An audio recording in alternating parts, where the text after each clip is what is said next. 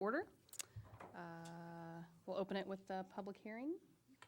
And it's to discuss plans, specifications, and forms of contract for bid number 17-011 for Kern Middle School for the exterior tuck pointing soffit and interior art room project. Let the record show that all the board members except Mr. Arthur and Ms. Riley are present for this hearing. The superintendent and the district's administration are recommending approvals of the plans, specifications, and forms of contract bid number 17-001, Kern Middle School exterior tuck pointing soffit and interior art room project. I asked Dr. Bruckner or her designee to quickly review their recommendations. Following the review, we will receive questions from board members. When board members have completed their questions, we will take questions or comments from others who are present. The official board action on the plan, specifications, and form of contract for bid number 17-011 Kern Middle School exterior tuck pointing soffit and interior art room project will be determined during the regular board meeting, which is scheduled to follow immediately after the public hearing. Thank you very much. And we have today Stacy Pettit and April Link, who are here to talk to us. April over here, sitting in the corner. Okay, she's with BCDM if we have any technical questions. Okay, but tonight we'd like to talk to you about our project over at Kern, our 17-011. And there's actually 3 independent projects within this one larger scope of work. We've got an exterior tuck pointing project, an exterior soffit repair project, and then we have some interior construction that we'd like to accomplish with this as well. With all the IB stuff that's going on over there, we need some extra art space. So. The first project we want to talk about is the tuck pointing. As you can imagine, this building was built in the 70s. It's seen better days. We have some issues with some blocks blowing out. We've got some general cracks kind of throughout the building. And then we have some old HVAC areas where they've taken the units out of the wall and they patched it with this black piece of metal at one time, and we'd just like to clean up the whole facade of the building. There's no more than 25% on each face of the facility that we need to tuck point and or replace blocks. So we'd like to bring somebody out, basically tuck point all of our issues, fix all the blocks. We go in and remove and recaulk the expansion joints. We may do some additional expansion joints to help with some of our cracking problems. And then come back in and clean and reseal all the brick to help waterproof the entire building. The second project is our exterior soffits. When they designed the facility from the get-go, they actually used drywall on the exterior of the building, and as you can imagine, it's not really a good product for the outside. We've kind of had yearly issues with the drywall soffits kind of crumbling, falling apart at the joints. Have issues with birds nesting within the cracks and crevices. Had a few wasps and bugs coming in as well. So we'd like to go in and actually remove this product from all of the soffits throughout the facility and come back in with a metal panel type product in these soffits. Okay, moving on to the third portion of the project. We basically have 3 areas of interior construction that we would like to do. On the first floor, we have 2 areas. We have the small red dot, which is the old kiln room and storage. And then we have the larger red dot, which is going to be the new art room facility. Here's some photos of the existing area where the kiln and storage is. As you can see on the left-hand side, we have an old paint booth that's no longer being used. The kiln room actually has an old hood that's kind of out of date. The new area where we'd put it in, we'd actually bring in new hoods and bring it up to date HVAC-wise and make it a lot better. And then this old storage room, it's not really being utilized very well, so we're thinking that we can move all that over to the old kiln room and kind of create a smaller classroom or office space for some of the teachers over at the building. And with that, we would actually, and this is the new floor plan, you can kind of see up in the upper left-hand side where it says storage, that's the old kiln room. And then where it says office space, that's the old storage area. We would come in, put in new carpet, paint, ceiling, just really clean it up and make it look like a new space. Moving on to I think this might have been in Dr. Bruckner's video the other day for the 1 cent penny. They call this the Bat Cave. It's the old shelter area at Kern. And actually, I think they updated it during the 6th grade move to create 2 classrooms, but they haven't really been using it as a classroom space for the last few years. And what we're wanting to do is come in, make them 2 actual classrooms, actually 3 classrooms, some storage, and a new kiln room back in this area. And in doing that, we create a smaller classroom down in the lower area. We'll put a new ceiling tile so it'll kind of brighten up the space. We'll get new lighting in there. We'll actually put doors on all the classrooms. There won't be this wide open area. Back in the art room, we're going to add a kiln up at the very top of the floor plan. It'll house 2 kilns as well as 2 new hoods. We'll put new casework, 2 sinks in each classroom for both art rooms, and then down in the lower right-hand corner, we'll have an art storage room for both of these areas. Moving upstairs, there is a very large Project Lead the Way classroom up on 2nd floor. And this is kind of a future thought project for us. We're thinking that at some point in the near future, we may need 2 classrooms up on that 2nd floor. So what we would like to do is actually add a doorway off of this corridor into that classroom, which you can see kind of on the right-hand side. And then we're also looking at doing some soundproofing throughout the door. Our boiler room's actually right below this, so we get some vibration and a little bit of noise at times in the room.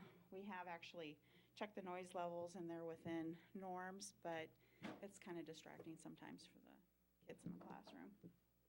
And that sometime in the future, we can put a partition wall, whether it be through a furniture vendor or a contractor, and actually split this classroom up into 2. And with that being said, our schedule, we're looking at, if approved tonight, we would send that out to bid tomorrow. We'll receive bids on the 29th of March. It's kind of a quick turnaround, but we want to get this rolling.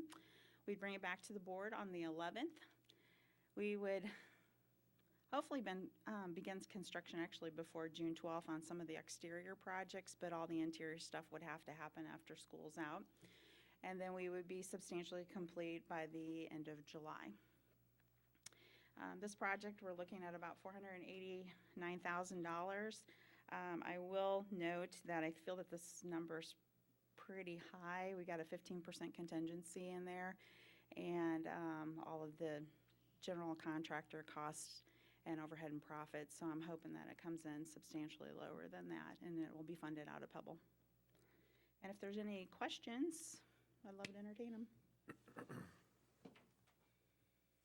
You said part of this was because of Kern moving to IB. Is there extra requirements with the IB program for art resources, or? They have to have 2 art classrooms because of the way that their programming is, and right now they currently only have 1. We're having the same issue over at Wilson, but we actually have a space that can accommodate another classroom for art. I'm assuming you work with the building principal on all this stuff, so they have their input. And my second question is, do you kind of have a master list you're working off of as we go year by year on trying to improve the building? Yes, we have a very long list for Kern and Wilson because neither one of them have been through the construction renovation process. So we're kind of, checking off the interior infrastructure, roofs, the stuff that is going to stay regardless of whether we're doing the pretty stuff, the renovation on the interior. So we need to get this going so the building stays in good shape. And again, the building principal or other staff have input on which project is next? She came to me about the art classroom. She was really concerned about getting that art classroom, and that was one of her hot ticket items this year. The exterior work's probably more my hot ticket item than hers, but we need to get that going. Makes sense. Sounds good. Any other questions from the board? Okay. Is there anyone in the audience that would like to make any comments about the plan, specifications, or form of contract? Okay. Thank you very much for your attendance during the public hearing. Now close the public hearing. Call to order the regular school board meeting, March 14th, 2017 at 6:30. Mr. Wilson, can you please take the roll? Mr. Grove, Present. Mr. LaFurla, Present. Mr. Kazire, Present. Dr. Ogres, Present. Ms. Riley, Present. Mr. Hanson. Present. Okay, if you would all join and stand in a moment of silence, followed by the Pledge of Allegiance.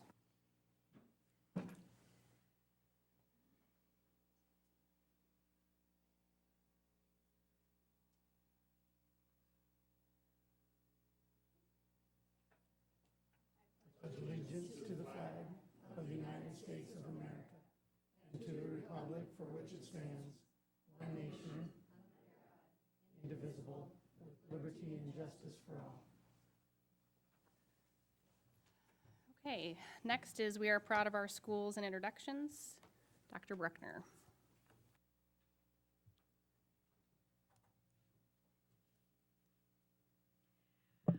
Thank you very much for giving us time to recognize 3 different staff members tonight. The first one was the Phantom Licensed Staff Member of the Month for 2 months ago. So let me introduce to you Jason Isaacson, the PE teacher and coach from Abraham Lincoln High School. Can you come on up here, Jason? Let me say really nice things about you, okay? Jason Isaacson has been working in the Council of Schools since 2006. He's a PE teacher at Abraham Lincoln High School and the varsity boys basketball coach. Here is what Jason's nominators said about him. Jason Isaacson is a quiet leader in the PE department and truly cares about improving the overall experience for students. He leads by example. He's well respected and liked by students and colleagues. Even with PE classes of 45 students, Jason takes it in stride, making sure he gets to know each and every student. As coach, Jason is responsible for transforming our boys basketball program to one of the best 4A programs in the state of Iowa. It's truly remarkable to see how coach has transformed a group of young men of all ages and abilities into a group that cares more about the whole than the individual. He artfully develops the sense of team. Jason has high expectations for his athletes. He ensures that his players put academics first and challenges them to take full advantage of more rigorous courses in order to prepare them for college and life after high school. He teaches them how to be leaders by modeling how to react to a bad call on the court or how to ask for help from a teacher when learning is difficult.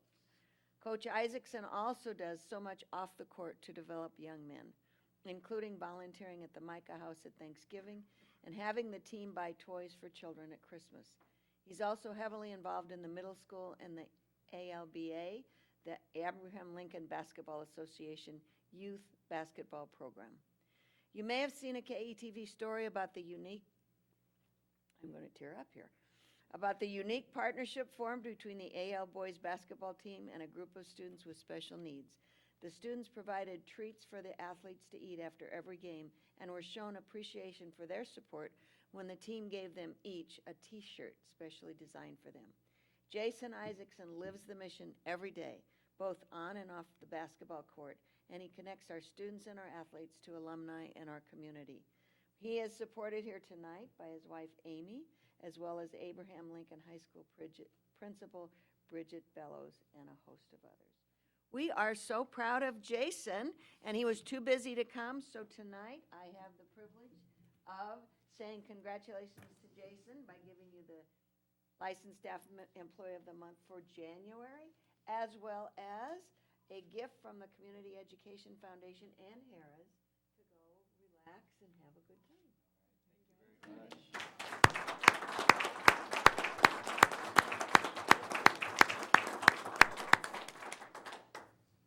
Thank you for finding time for us. He was coaching basketball all those other times. Now let me tell you about our licensed staff member of the month for February. Rob Bays. Rob has been working in the Council of Schools since 2000. He is a 5th grade teacher at Hoover Elementary School. Here's what Rob's nominators said about him. Mr. Bays continually works to meet all the instructional needs of each individual student. This includes working with them one-on-one to see each student be successful. Because of this precise detail in his instruction, his students' math scores are frequently at the proficiency level of 80% or higher. He strives to better his instruction after analyzing each observation, daily assignment, and assessment. He optimizes every minute of the school day to reach his students and make an impact. He has a fervor for his students and for learning that inspires others to work harder to meet the needs of students. Mr. Bays holds all of his students to a high standard. He knows that a quality education is one of the surest ways to overcome your circumstances, and he utilizes his knowledge and experience to light a fire within his students, allowing them to be engaged in all they do and learn every day. In summary, his nominators shared, Mr. Bays has an amazing presence with his students, creating a classroom filled with respect. I've never seen a class so engrossed in discussion with a teacher. I love watching the students' hand on his every work. Rob is supported here tonight by his wife Janelle, as well as Hoover Principal Brittany Hetrick. Rob, congratulations.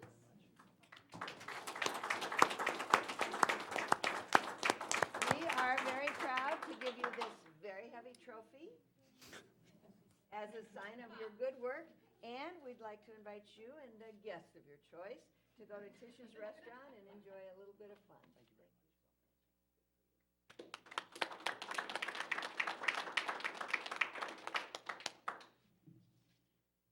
And finally, let me ask Susan Katzer to come up and see us.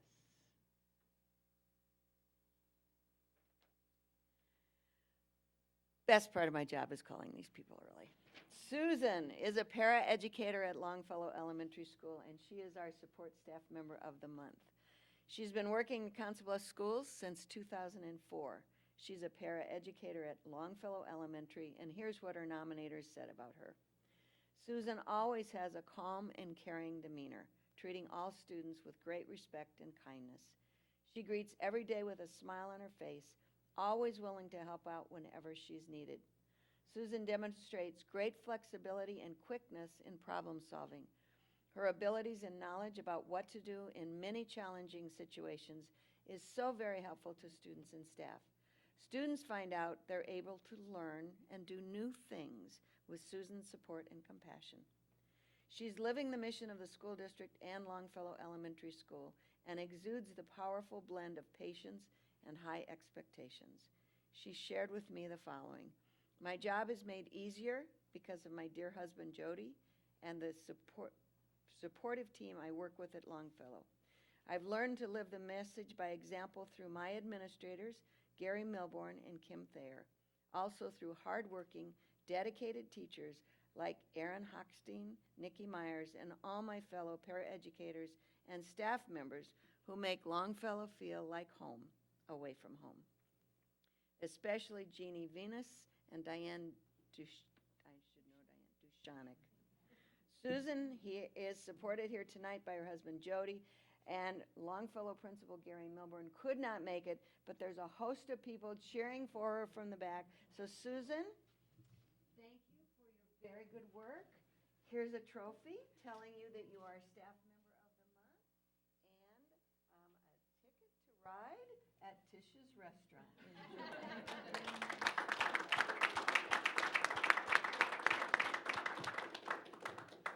All right. You still have scrapbooks. Don't you think you'd like it? Congratulations to all three of you. All right. Move to the rest of our agenda and looking for approval of our agenda. I move approval of our agenda. Thank you. Second. Second. All those in favor say aye. Aye. Opposed, same sign. And motion carries. Need approval of the minutes? I'll move approval of the minutes of a regular meeting on February 28th. Second. Second. All those in favor say aye. Aye. Opposed, same sign. All right, motion carries. This is an opportunity for public participation for members of the public to address the board regarding agenda items or other matters of concern. Is there anyone in the audience who'd like to speak? All right, seeing none, we'll move on to the superintendent's report. Thank you very much. First on our docket tonight is the Curriculum Development Annual Report. Dr. Corey Vorthman.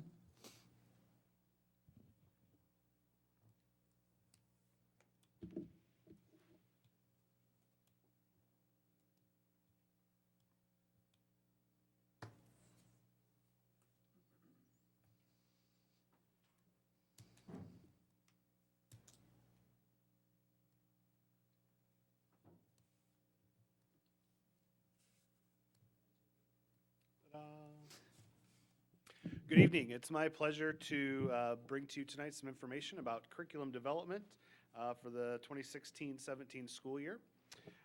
And would like to visit tonight about three main goals that we set out to accomplish when we brought you our Curriculum Development 2.0 process in the previous school year. So we've been working throughout the past school year to really achieve three big, broad goals around curriculum development. And the first one is to improve responsiveness and flexibility, to be able to meet the needs of teachers and student achievement whenever and wherever it's needed. Two, to leverage teacher leadership and utilize the expertise, talents, and wisdom of those teachers who serve every day. And then thirdly, maximize the resources that we have in the most efficient way possible. So first of all, tonight I want to talk about our efforts to improve responsiveness and flexibility. And if you remember from our presentation last year and from your board packet this week, we really looked at using curriculum development in two fashions. One is what we call a micro-targeted fashion, where we regularly engage teachers and teacher leaders in regular analysis of student achievement and ask teachers for their feedback on the implementation of the curriculum development. This typically happens in after a trimester where we're able to look at district assessments, or in the interim where teachers provide feedback about how curriculum is being implemented in their classrooms. What this does is it enables us to respond just in time. And now we'll have the trimester 2 enrollment report. I'm done.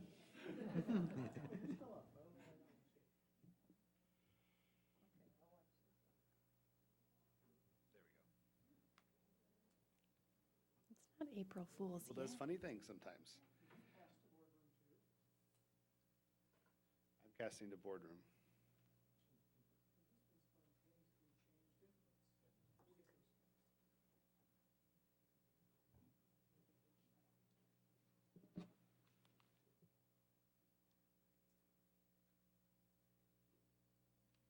John.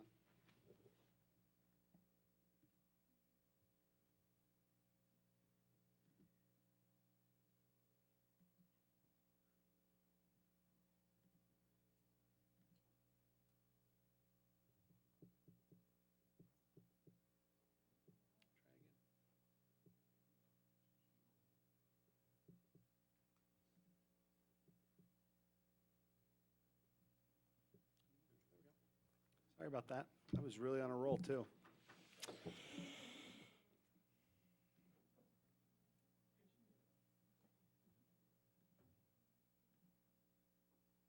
Okay, I was talking about improving responsiveness and flexibility, and the fact that we use micro-targeting of curriculum revision in an iterative process that occurs typically between assessment periods or in the interim if feedback necessitates it. Second way we've also done that is by using formalized curriculum adoption in areas in which we see a more comprehensive need to address gaps in our curriculum. So for 16-17, you can see it, this was also in your board packet, the orange areas were areas in which we identified formalized curriculum revision. And the blue areas are areas in which we identified piloting. So for this year, as you know, we did kind of a revision and pilot all in the same year for language arts K through 5 as a result of our differentiated accountability visit. And we're still in that piloting phase right now. We're also currently in the midst of revision of our preschool curriculum as a result of our accreditation visit from the Iowa Department of Education. And we are undergoing revision right now in personal health and wellness, which we will bring you more information about later in the spring as we finish up those curriculum documents. So we anticipate right now that in the 2017-18 school year, we will be undergoing official revision in social studies for 6 through 12. Now, that is predicated upon the adoption of new state standards in social studies, which we believe will be presented and adopted by the State Board of Education at their spring meeting. We also will be piloting preschool curriculum as we are finishing up our revision. We also anticipate doing some revision in world language as we bring on 2 new language programs at Kern and Wilson Middle Schools in Spanish.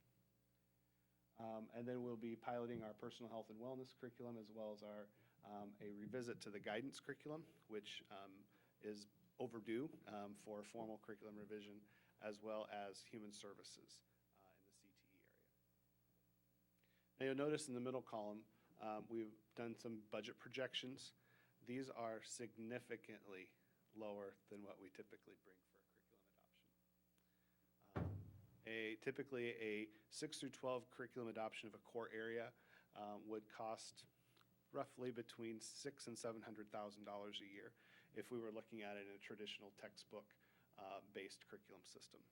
However, as you know, and through your support, we have made some adjustments in how we leverage our teacher leaders and provide resource allocations.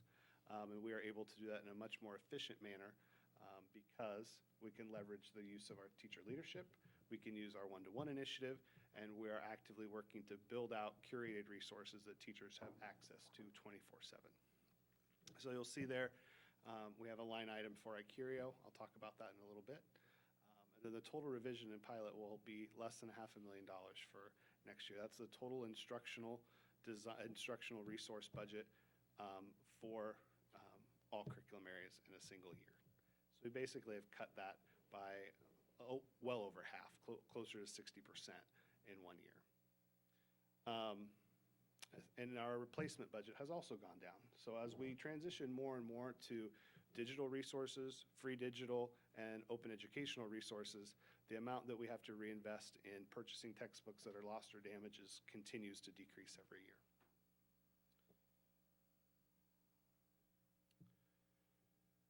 Our second goal with the revised curriculum development process was to leverage teacher leadership. And I am privileged tonight to have 2 guests to visit with you tonight about the work that I am so proud of that they've done.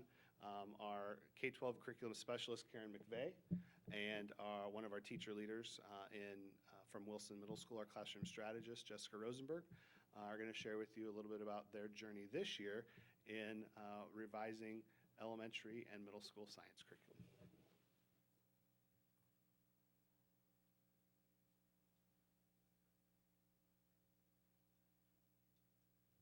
Good evening. I'm Karen. Nice to meet you all. I'm just going to tell you a little bit about what we're doing in elementary. As you know, I work K-12 and I work with teams at every grade level. But in elementary, we've had a specific interest in that we didn't really have a defined curriculum for elementary science that teachers were using. So I've been working with teams actually over the past couple of years, and we've developed curriculum maps that the teachers have worked with me on. And this year, as you know, we have the new literacy resources that the teachers are using. And our goal was really to look at our scope and sequence in science and see how we could better arrange that so that when those topics arose in science, were we doing the same thing in literacy? So when we're talking about earthquakes in science, we looked for, is that occurring in the literacy materials? And let's make sure they happen at the same time. And that way, we can really leverage the connections between those 2 core areas.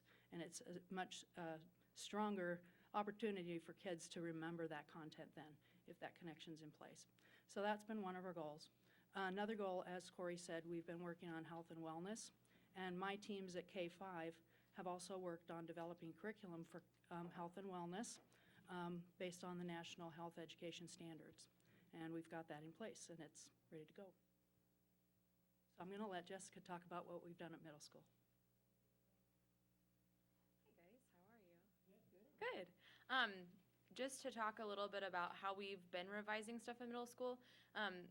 as a district, several years ago, we started to, once NGSS, the Next Generation Science Standards, came out, we decided as a district, we got a curriculum revision team together, and we kind of decided what would fit where with middle school. Well, then the state of Iowa came out with something quite different last spring, and so we had to revisit that and kind of draw a new game plan, and so we decided to grandfather in the new standards. And so this year, 6th grade is going through a curriculum revision, and we've been meeting throughout the year to continue to create district assessments for each trimester. We've also been working to create three-dimensional lessons that kind of pull everything together with the disciplinary core ideas, the cross-cutting concepts, and different science and engineering practices to really make sure that it's getting to the heart of the standard and what the kids really need to be learning. And so then next year, 7th grade will start with the new grandfathered in curriculum based on the state of Iowa, and then the following year, 8th grade will go through that process as well. Instead of us just shifting everything this year, that way there's no gaps for students. They're still getting all of those science standards throughout their middle school experience. And also I feel like in this year, we've been able to kind of iron out a lot of stuff in creating assessments and working on our backwards plans, really figuring out what works well, so then when 7th grade goes to do it, hopefully we've kind of smoothed out all of the kinks for them also. And so far this year, it's gone really well. I feel like we have a really great team of teachers that we're working with in 6th grade, so I think that makes a big difference. And just from talking to 7th and 8th grade, we had a job alike last week, and they're all really excited to kind of jump on board and begin that process as well. Thank you.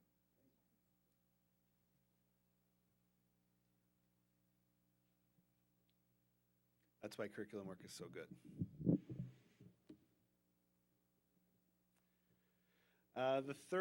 The third part, one of our third goal was to maximize resources and to better utilize the one-to-one computing devices that we have in grades 3 through 12, as well as to start to transition from analog to digital resources so that we can maximize efficiencies that can be gained both in the instructional process and from a financial process as well.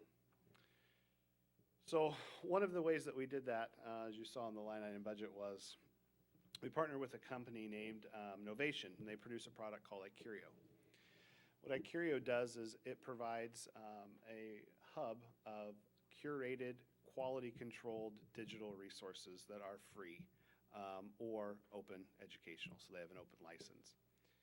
And what we have spent the better part of the year doing is using our teacher leaders to identify resources that align to our units of study and our curriculum so that teachers have a one-stop shop when they go to teach a specific unit. They can identify the specific resources that have been vetted for them and that they can provide feedback on the resources by suggesting their own to a curriculum specialist, and then they get added to the repository. One of the reasons this is so important is because the better job we can do garnering the collective work of our teachers and harnessing it for everyone to use, the smarter we all get. And there have been countless opportunities where teachers have retired or left the school district, and with them left the total collective body of knowledge. And we're trying to capture that one teacher at a time with Icurio.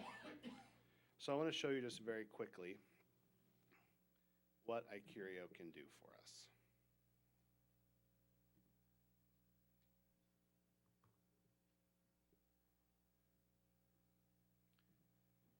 So like most things in our school district, we are moving to a single sign-on environment, which means if you can't use your Google credential for it, most likely it probably is not going to be a product that we're going to work with.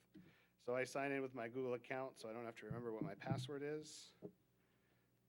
And I come up to a start page where I can either do my own search or I can use the content that the curriculum specialist, our own council as teacher leaders, have identified for us.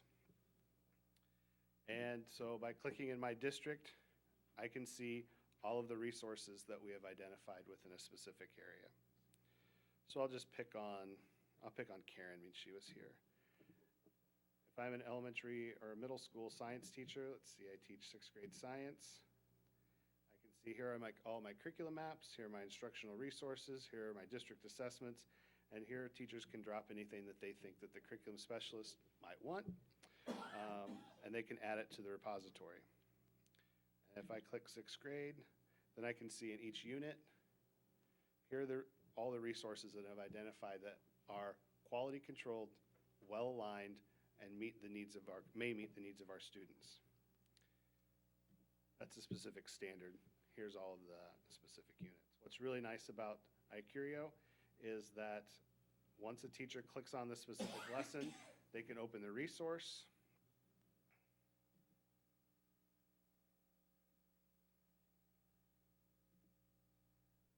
It opens in another window, so they don't have to shut their window. And they can click on this little button right here where it says Share to Classroom. And within a matter of moments, this resource is shared with all of the kids in their classes on their digital devices. So it's kind of like a virtual cloud for your device, for your district, that people can have access to certain folders, that links. Okay, I'm following you. That's what I do. Now, we talk a lot about, there's been a lot of conversation within our district and within the educational community about learning management systems, and should you have an LMS or shouldn't you have an LMS? And the approach that we've taken, learning management systems are typically, through our experience, very expensive and very cumbersome. And we have experimented in the past with learning management systems and determined that what we believe would be better served is meeting our teachers where they are. And so our teachers navigated naturally to Google Classroom about 3 years ago with 0 training. So we decided it didn't make much sense for us to tell them to use a different product. We would figure out products that worked well for the Google Classroom that they wanted to use. And so that's what we're doing. We're meeting teachers where they are. iCurio is in its infancy. We will have a very slow, phased voluntary rollout throughout the rest of this year and into next year. We are not mandating that people use it. We are building it and creating demand for it so that they find value. I think that's copyrighted, so I didn't say that, but similar to that. We know that if it works for Google Classroom, where we did no professional development and the ease of use was such that it was so intuitive that teachers couldn't live without it, we have to figure out a way to do the same thing with iCurio so that it is such a powerful resource for them that they demand that we provide it for them. So that's where we're working with iCurio. And kudos to our curriculum specialists. They've done all of the work. This has truly been one of the first major projects that we have been able to launch that has been driven by teachers for teachers as a result of the Teacher Leadership and Compensation Program.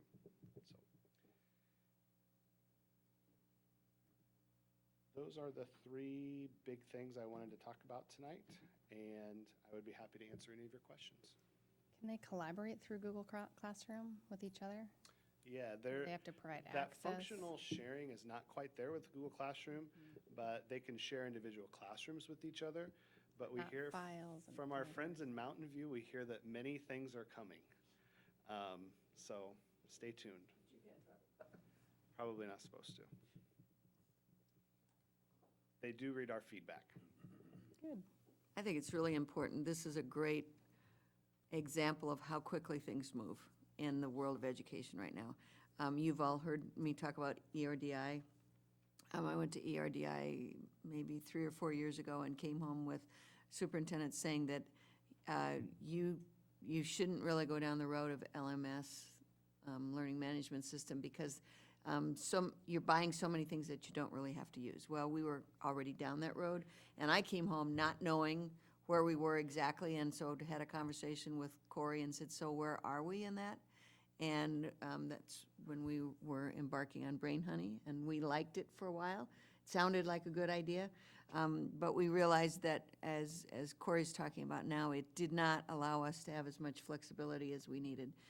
So Corey and David, I think, went to a conference where they first learned about things like iCurio and come back with an idea that this other group that's really creating new things might have a better idea for us. So it's moving very quickly.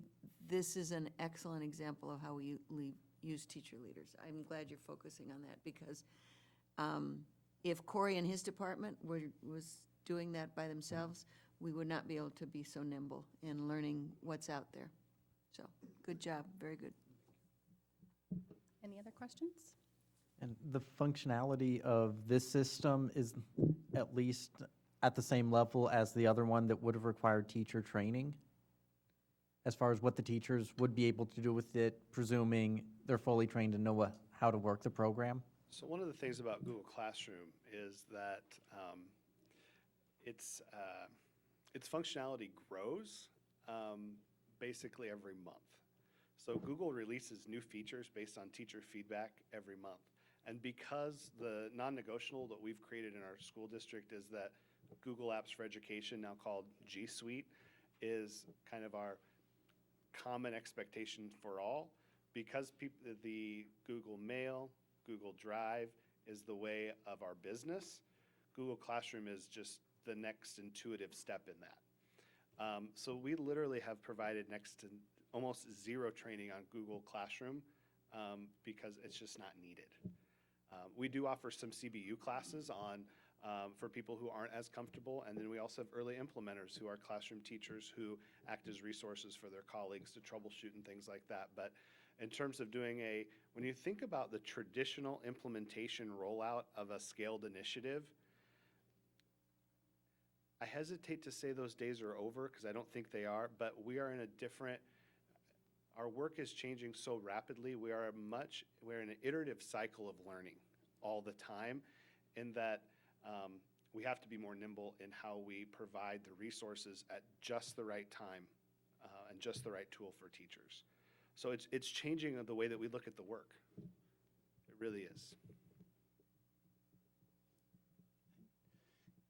You talked about how the resources are vetted. Could you describe for me what happens when a teacher submits a resource that they find is very useful in their class? Describe that process, and then also, is there a standard time frame? Realizing that some of the resources may be more complex than others, but what kind of time frame could a teacher see in a turnaround as far as submitting a request for having that resource vetted, and when it could be rolled out to the whole district then? Well, theoretically, it could be almost instantaneous. Now, obviously, people are working and they have things that they're doing, and that doesn't always take precedent, but the process is literally as simple as copying a URL from a website and dropping it in the teacher resource nomination folder that I showed you. Right. The curriculum specialist automatically has access to that folder. They're dynamic. So if you drop it in there and I open up my folder, I see it. And however long it takes their curriculum specialist to determine that that is a quality resource and what unit it's aligned to, it can be available to every teacher within the district within a matter of minutes. Mm-hmm. That's what I'm talking about Yeah. being nimble. Yeah. And what we don't want to do is flood with every resource that's quality. There are many quality resources out there. What we're trying to do is find the best tools that meet the teachers at the right time. Mm-hmm. So instead of Googling something and coming up with 1 million hits, we're going for higher quality, fewer that are really, really well done. And teachers, they vote with their feet. They tell us what they like and what they don't like. And if they see a resource on there that doesn't meet their needs, we're going to respond to them. We're going to pull it down and replace it with one that does. And that's just a different way of doing business. Think about when we were in school, what we had access to was the 500-page textbook, and that was it. And if it wasn't in there, then we went to the library, or maybe somebody might have found an article in a magazine or something, and we were lucky enough to be able to use that as supplemental. We thought that was amazing that we didn't have to read the textbook for that day. Well, think about what the power that these Chromebooks have put in the hands of our teachers and our students. It's changing the way that we do business. Honestly, without your continued investment in our one-to-one initiative and your foresight to push us down this road, we wouldn't be having this conversation today. Any other questions? Thank you, Corey. All right, next on the agenda is informal presentations, enrollment update. Mr. McGreevy.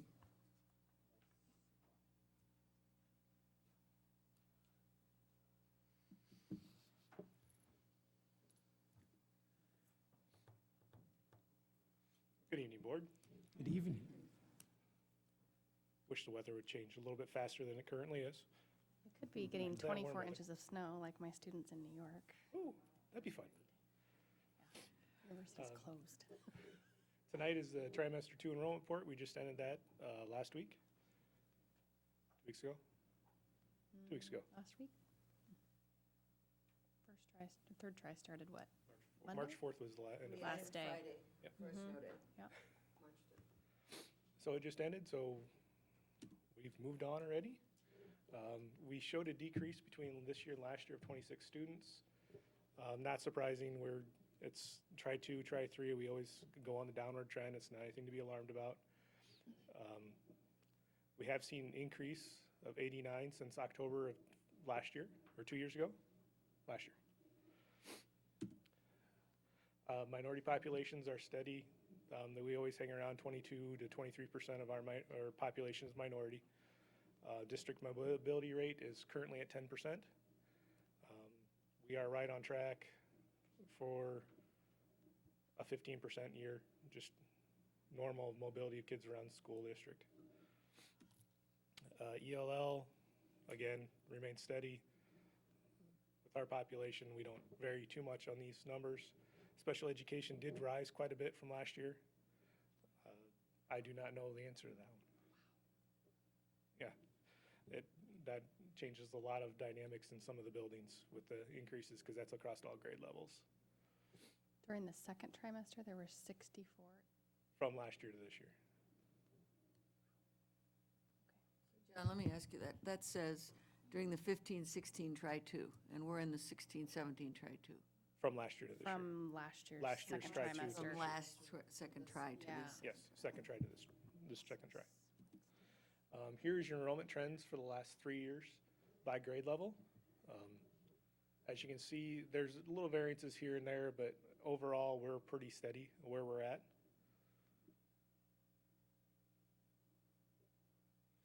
And then here's the grade trends. I did it by pretty much OIG. We pretty much followed the same level.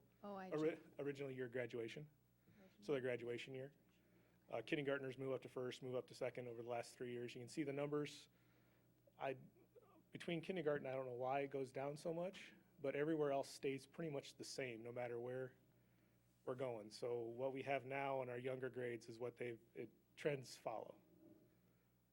So you can see like for 7th grade in 14-15 or 652 to 664 to 660. That's a pretty solid trend throughout all the grade levels. So they seem to be staying around. Those younger kids just keep staying here, so our numbers are gradually going to keep going up from a 3-year trend that I was able to pull.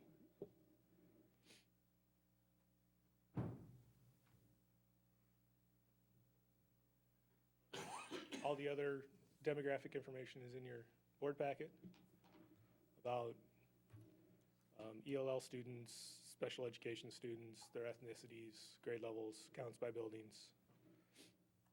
Let me ask you about that. That's got, for this year, 670 kindergartners, which is down considerably from the previous 2 years. And those kids kind of mark the next years, the next 12 or 13 years. Yes. So that may be something, But as you see, the third worrying grade, about it doesn't help, but the third grade is right there too. Right, and our trends are around the 700s. So again, we fluctuate by students on any given day of 10 to 30. We will have enter or leave the district. We have 10 to 30 students.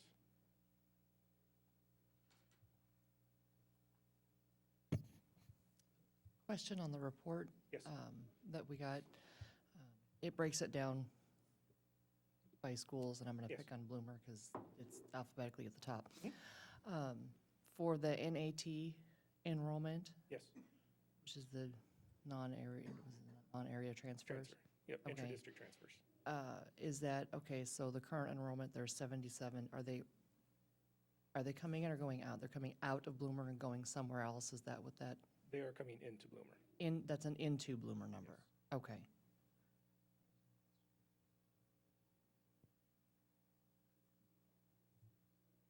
Any other questions? Thank you very much. Thank you. All right, next up, we have report on Teen Parenting Supporting Network. Legislative. Oh, legislative session update.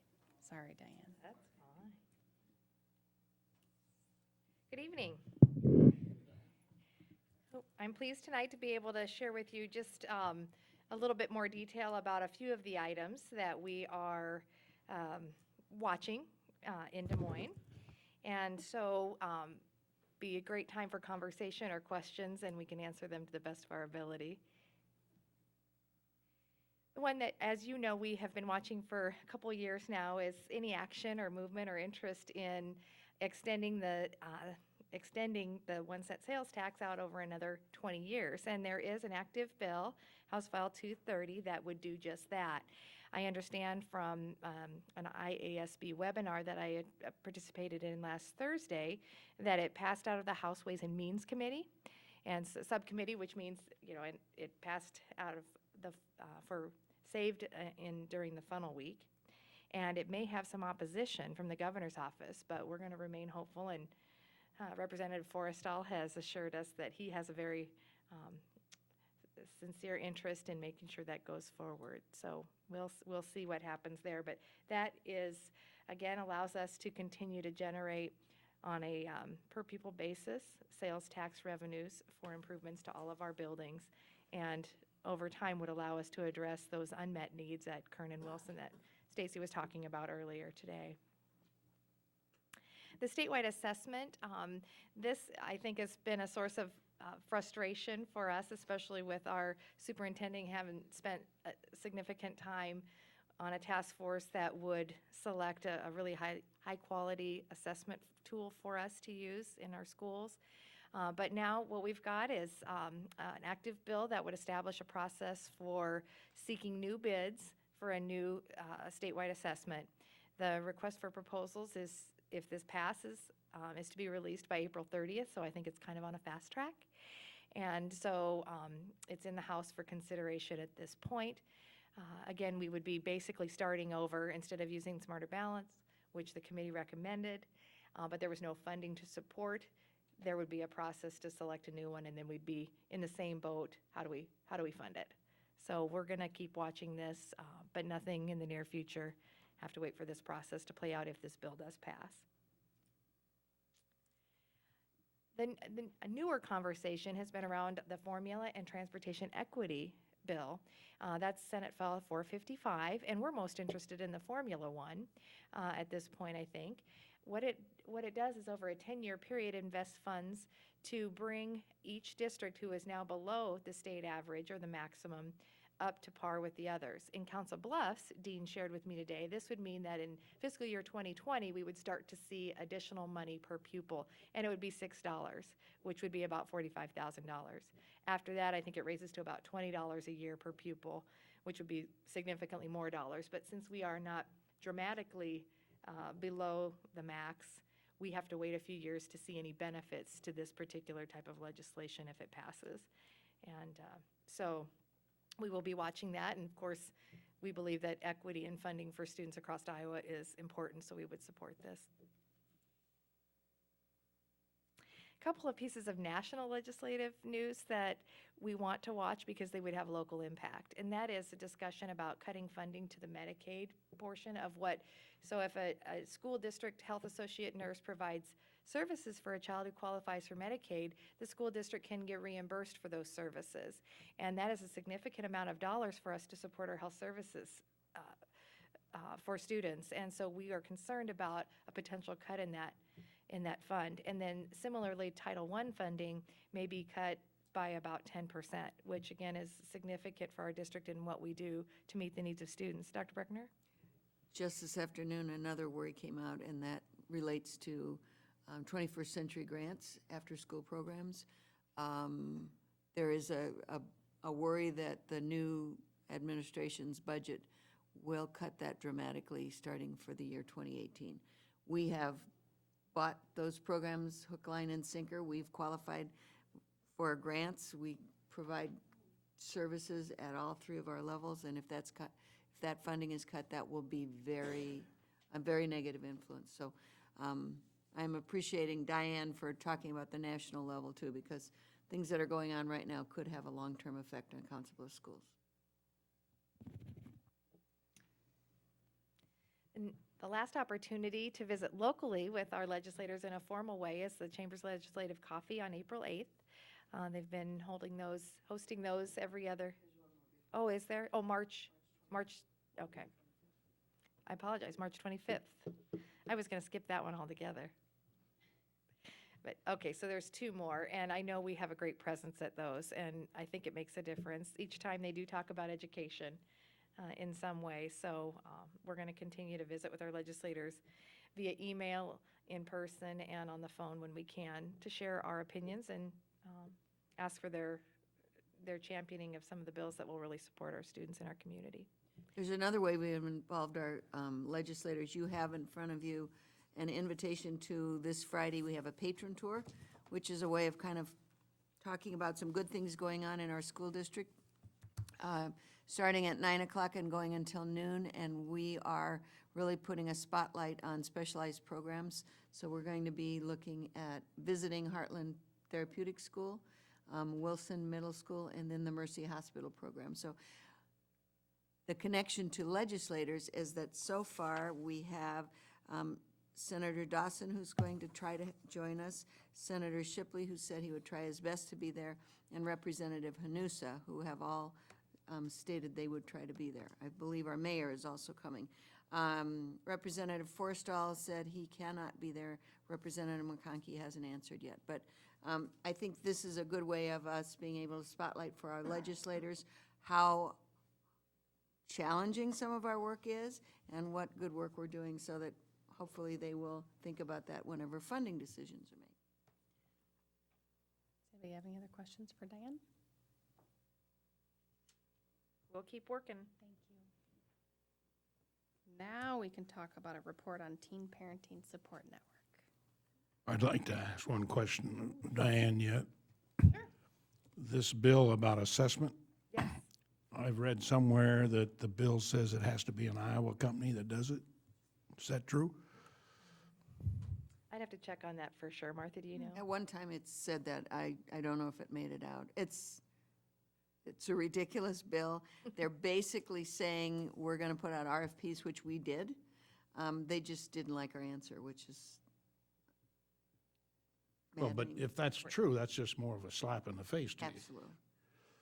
There are And there's several really only options. one company in Iowa that does Well, it, isn't there? ACT and Iowa Assessments, both have the same lobbyist area. Yeah. It's a bad decision. It's truly not modeling anything appropriate for making decisions in education. You don't get a group of 21 educators together and have them work for 18 months and then say, oh, by the way, we didn't like the answer you came up with, so we're going to start over. Ask me what I really think. Well, the other part to me is that we're still giving an assessment that doesn't match what we teach.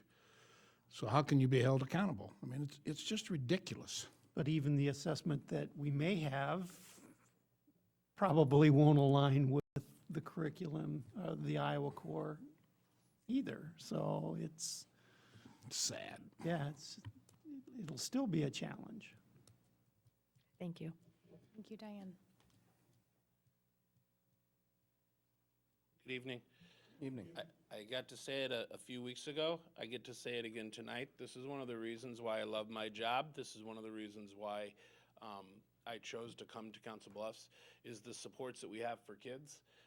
I'll be saying it again in a couple weeks, and then a couple weeks after that with all the different things that we have that are going on as part of Student and Family Services. So tonight I'd like to introduce Heidi Clement, who is a student navigator with the district. She will talk about her program, and if you have questions, she will answer any questions at the end. Hello. Hi, Heidi. Super excited to share all the stuff that I got to do in my little corner of the cube, as I call it. So tonight I'm going to talk about the 3 parts of my program. We have the prevention piece, the teen parenting program piece, and the teen parenting support network. Lots of P's in there. So prevention. I never trust him all the way, so I'm like. So first is prevention. I do small groups throughout our district through 7th to 10th grade. They are 8-week courses, every week, obviously. They are parent permission classes. People are put into these classes from counselors, teachers, parents themselves, or actually students can nominate that they would like to be in them. We do different topics such as self-esteem, goal setting, STD, pregnancy prevention, delay tactics, and healthy relationships. We've also been working with, well, they've let me work with them, teaching and learning to update the personal health curriculum for the whole district, so not just the small groups are going to get it, but we're going to expand to the larger groups. And this is one of the many activities we do. It's actually a Lego piece full of different topics and conversation starters. And it's to show that communication is really important. And if you don't have communication in all types of relationships, not just romantic relationships, but all relationships, that your relationship is going to crumble. So this is a good way for them to see that. Awesome example. This is the heart of our program, the teen parenting program.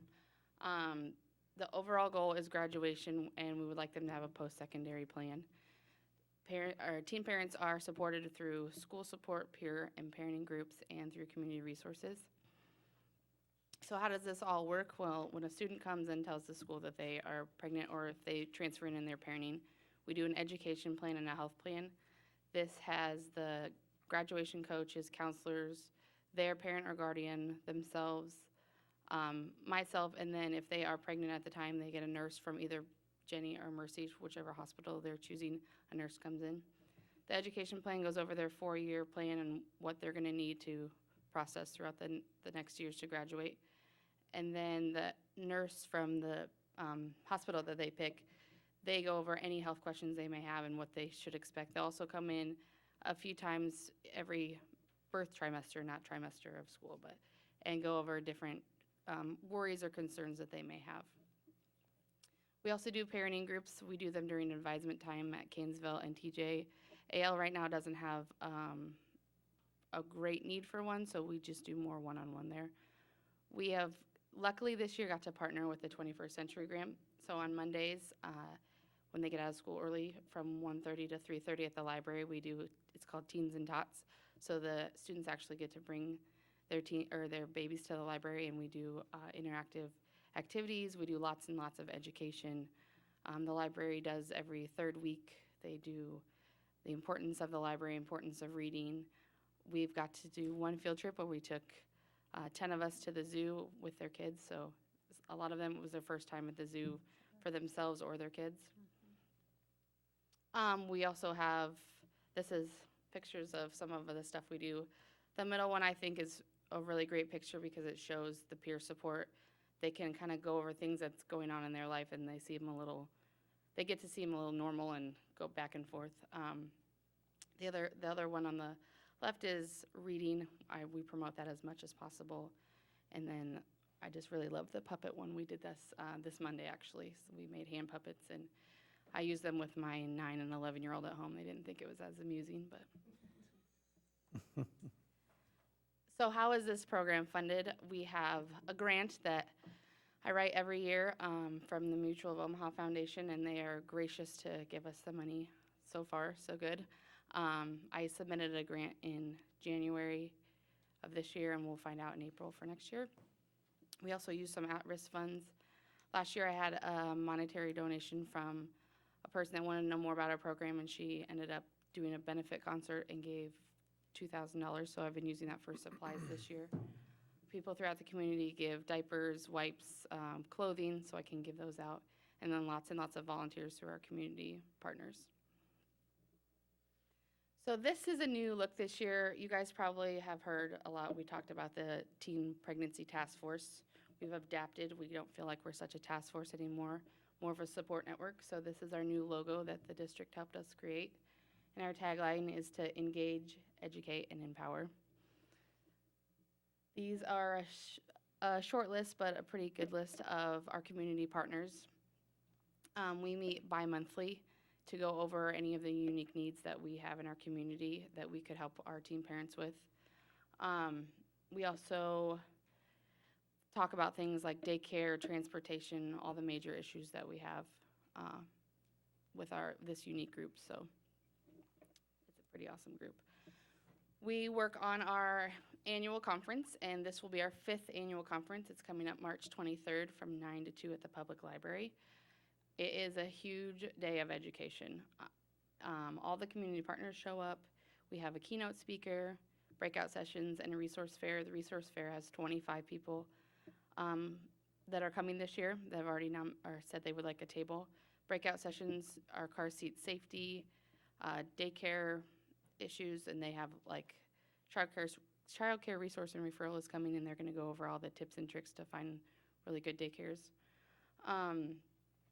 Personal stories, legal aid's coming, and they're going to do a session. And our keynote speaker this year, I think, is pretty awesome. He's from the Cooking Matters class through the VNA, and they are going to do health and wellness for mind, body, and soul. So they're talking about the importance of cooking at home and making healthy foods and how it affects you now and in the future and your children. And he emailed me today and said he asked if we had a sink, and I said, yes, that'll be a sink. He said, I'm going to show you how to cut apart a whole chicken, because buying a whole chicken is more important, or you can get a lot more meals out of that. 21st Century has also donated money to us, so every one of the students that comes is going to go home with a crock pot. So he wanted to incorporate how to use the crock pot with the chicken. So, and I wanted to end with saying, you guys got the packet information. Last year we had 18 seniors and 16 of them graduated. Congratulations, that's awesome. This is our newest graduate. She graduated at the end of trimester 2. She graduated trimester early. She was at Kingsville. She's headed on to Metro to go to school. Her little one will one day be one of our preschoolers. So not only are we educating her, but we're educating her in the classroom and with parenting, because one day he'll be one of our preschoolers as well. So open for any questions. Couple. What percentage of the students are you seeing in that preventive class that you teach at 7th through 10th grade? We usually have about 10 to 20 per class, and I do one at each high school and middle school every trimester. So That's a pretty small number, really. yeah, but this is parent permission, Sure, I understand that. and you just got me. So I do it with a grad coach or a counselor. So as many as we can get in the group, we try to, like third trimester, we're going to try to hit 3 or 4 at Wilson, as many as we can fit in that 8-week period. We might do two a week if we can. I think I read something in the materials about you have some programming for dads, too? All the dads are welcome to come to any of our programming. We really encourage them. I didn't have a chance to put it up there.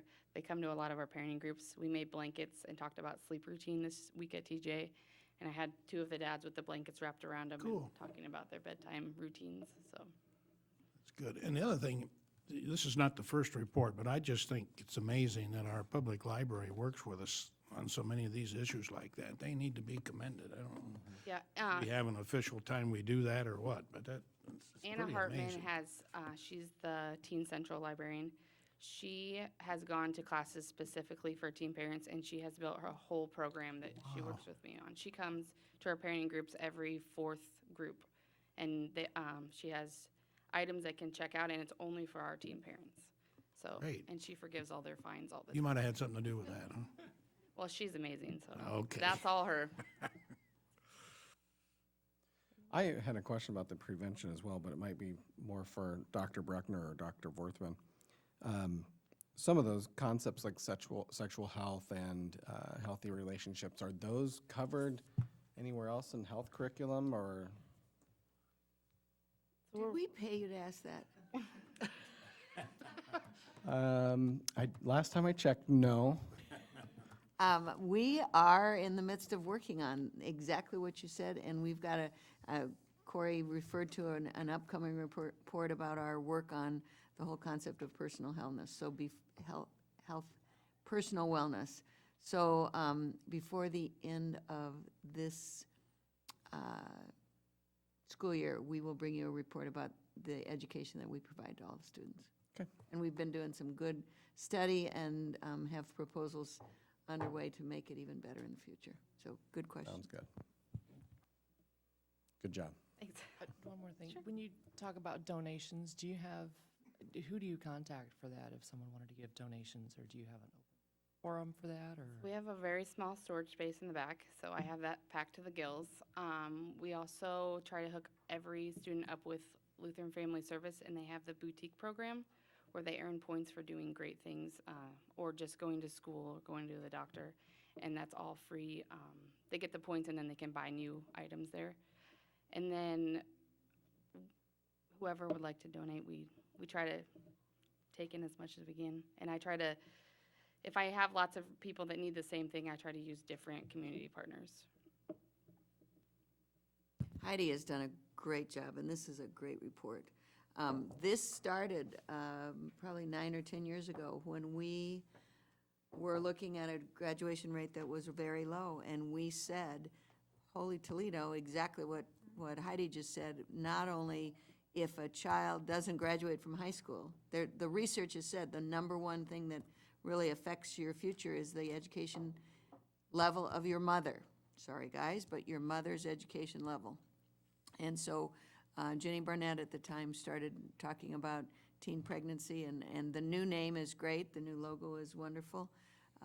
It's exactly what we should be doing. And we even said then, we're not only going to affect these young people that are now our students, but we're going to affect their children. And you just gave a perfect example. So Sent out 4 different flyers to our past students that are going to have preschoolers, and 3 of them were like, I was wondering when that date was. So. good deal. Good. Oh yeah, and if you guys are around on March 23rd and want to stop down, I would love to have you see what goes on that day. It's one of my favorite days once it gets here. Yep. Anyone else have any other questions? Thank you, Heidi. Very good job. All right, next up, recommendations for Lewis and Clark and Crescent Elementary Schools. Dr. Bruckner.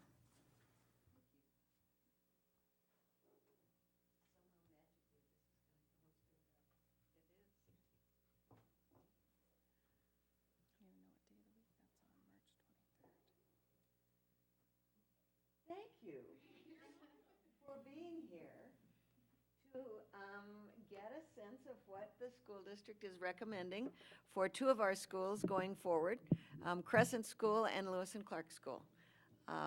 We previously presented 4 concerns to you regarding Crescent. 3 of them are, first of all, that enrollment is low and decreasing. Secondly, that combination classes are challenging for employees, and we talked about that teachers are not always feeling as supported as they should. And third, that combination classrooms are challenging for students, and we even produced some evidence of the fact that the academic scores we think are lower than they should be for this population. So we want to take the blame for those, and we want to fix a couple of those. So our projected class configuration for next year is actually down to 69. That's based on current data as of today, current data of students that have asked to either move to a different district school or to a school in a different district. So based on that number and a 23-to-1 average, we are recommending that unless those numbers change for next year, let's go back one, Dave, we would have 3 classes, one that would be kindergarten and first grade with 26 students. That would have a paraeducator in the classroom also.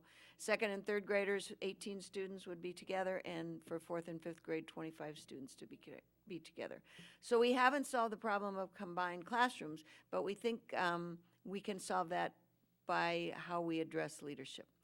We also talked about Lewis and Clark, based on decisions that were made at the last board meeting, and based on enrollment into Lewis and Clark from throughout the rest of the district. Those are the projected number for our classes for next year. We still have 2 classrooms that are empty, so in an effort to be as supportive as we can in filling this school and helping another school, we are going to move 2 behavior support classrooms with between 16 and 20 students total into Lewis and Clark. There would be 2 teachers, 1 for each classroom, and 2 paraeducators.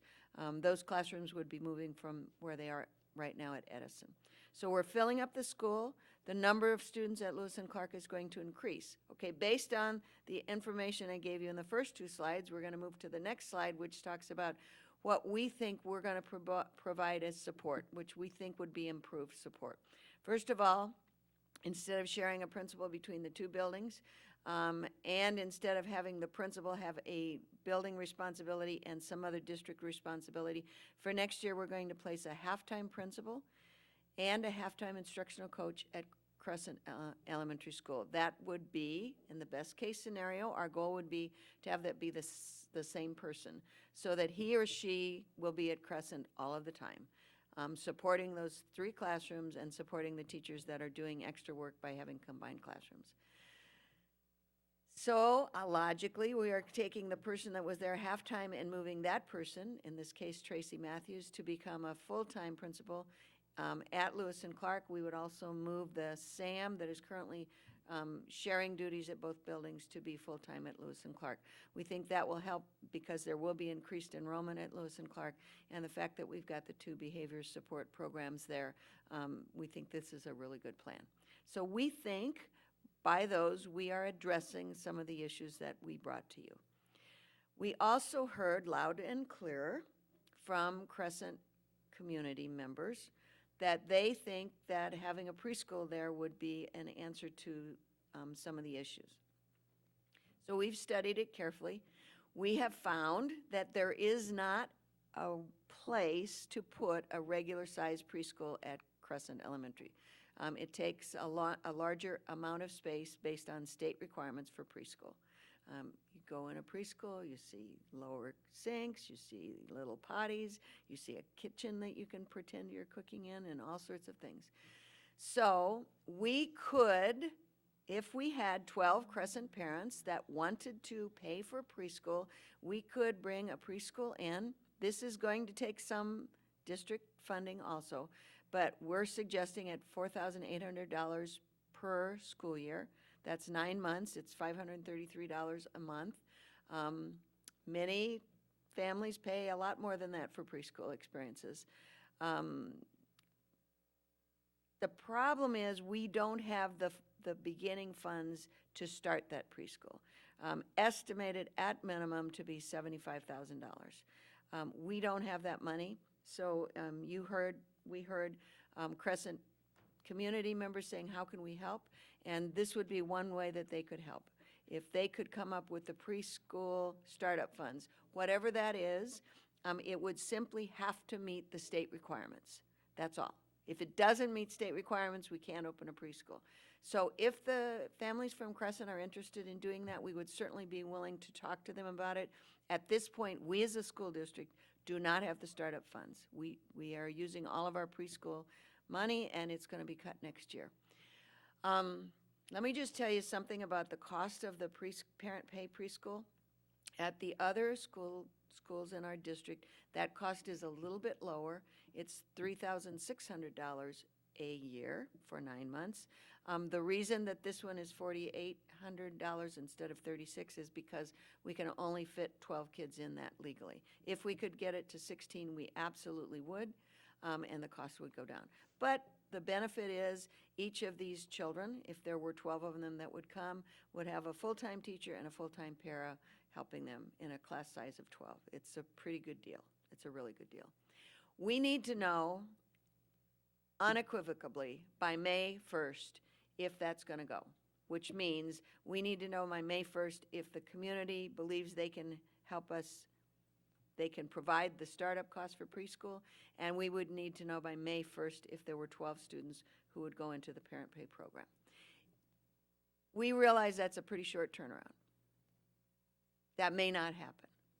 If it does happen, we would be pleased to go forward for next year, but we're also aware of the fact that it may be a year from now goal. So the community may say, give us some time to support it, we'll try to get 12 students in the future year. But in any year, we would have to have absolute evidence that we have 12 students in order, it isn't paying for itself as it is, but it would come closer. We think those recommendations are supporting the problems that we brought to you, and I would be happy to answer any questions you have about them. First of all, I'd like to say thank you for you and your team coming up with some more suggestions to help. Are we seeing a similar effort on the Crescent community to interact with us? I've been reading the non-prom that you probably have. I know that a small group met last Saturday, and I know that they have a community meeting tomorrow, I think it is. We sent a letter out to all parents at Crescent telling them about this because we wanted them to know that we weren't going to just sit around and wait for them to come. We were going to try to help in any way we could to make it look very appealing for parents. At this point, I think the community has to let us know, for instance, about preschool. You guys, we can take it, we'll give you the startup costs, and we can find 12 parents for you. If they can do that, then we have absolutely moved into a partnership. The other thing they can do is continue to brag about the school they have in their community, which is obviously a very loved part of their community. Right now, they have more than 50% of their kids going to other schools. Parents have a right to do that. We're not going to stop them. They have a right to do that. But somehow, and it's not our job as a school district, it's probably the community's job to have that conversation in neighborhoods, et cetera.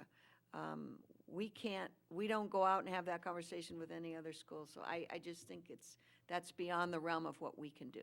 What we're trying to do is say, we've increased support, we've made class size reasonable, we're going to put a principal out there all day long, halftime principal, halftime coach, and we're offering a possibility for preschool. I think that the district is right there saying, we're going to support you, and then we wait and see what happens next.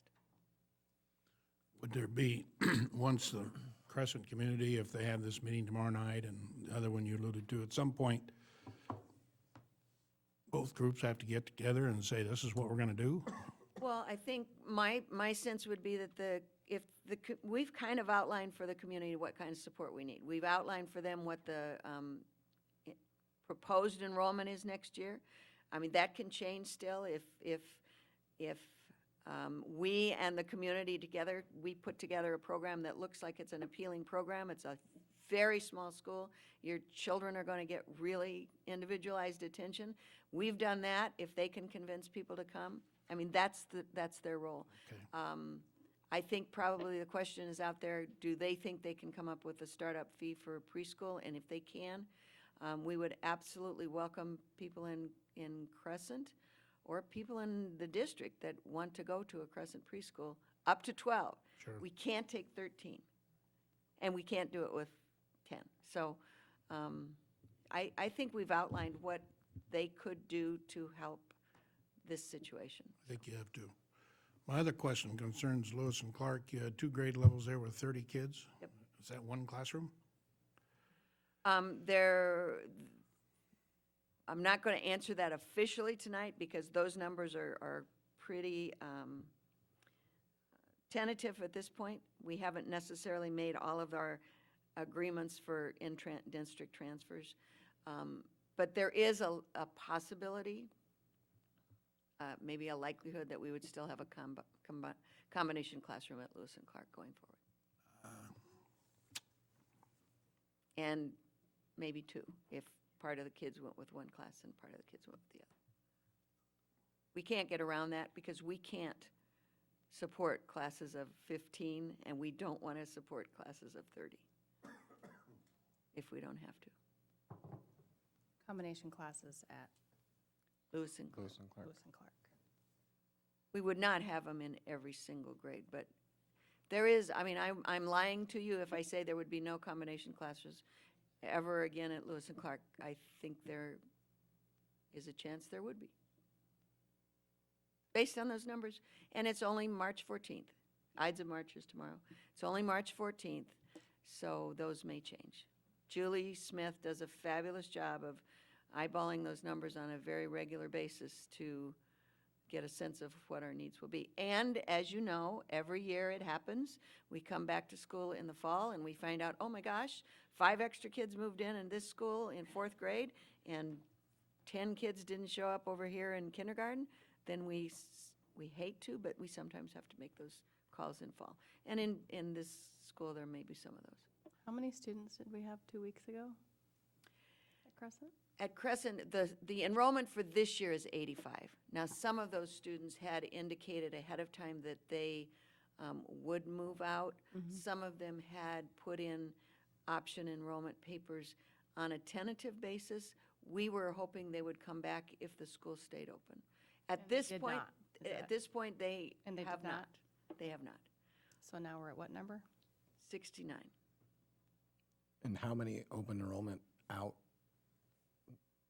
students are we looking at for the fall right now? Okay, you're going to test my math here. I believe there are, from my memory, it's 7 or 8 that have moved out, that have opted out of the district, and 7 or 8 that have moved to other schools in the district.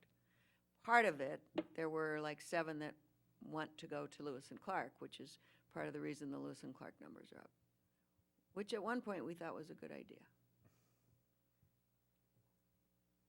I have a question regarding the community meetings. Has the Crescent community invited school district officials to attend those meetings as well? The Crescent community invited the principal and the teachers from Crescent to come to the meeting tomorrow night. I am not going to tell our educators they must go to those meetings. I think that would put our teachers and principal in a very awkward position. But I also have not said, don't go. I've said, you do what you feel is best. Both Diane and I have gotten a request for information this week from a representative of that group, and we gave them the information that we had. So I think we're communicating with them. I am kind of hesitant to say that we, as a school district, should sit down with that committee. We don't do that with any other school. I think we are following your guidelines in finding some solutions to support the school. I think they're there. I think without going door to door, we've explained what we need to do. So we would be glad to sit down and talk to people. For instance, if somebody from the community would like to know specifically what's necessary in building the startup cost for a preschool, we can share that information between Joan Kroll and Julie Smith. We can say, we need a fence. They can maybe build a fence. We'd be happy to have those conversations.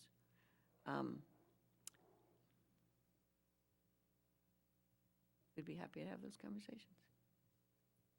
Question about the moving the kids from Edison to Lewis and Clark. Yep. I guess that's it. I'm just trying to figure out how, is that going to be voluntarily then, or? No, there are 4 behavior support classrooms at Edison. That's Okay. kind of too many. So what we will do is make the best decisions we possibly can to move 2 of those classrooms to Lewis and Clark and leave 2 at Edison. Those children, for the most part, are already coming from other schools. So we will handle that as carefully as we ever do. We always try to do that. We move programs. We've moved a program to Carter Lake, et cetera. We do that on a regular basis when necessary. There's special programs. So it's not just we're going to pick 20 kids from Edison to go there. They're kids that are already in a program.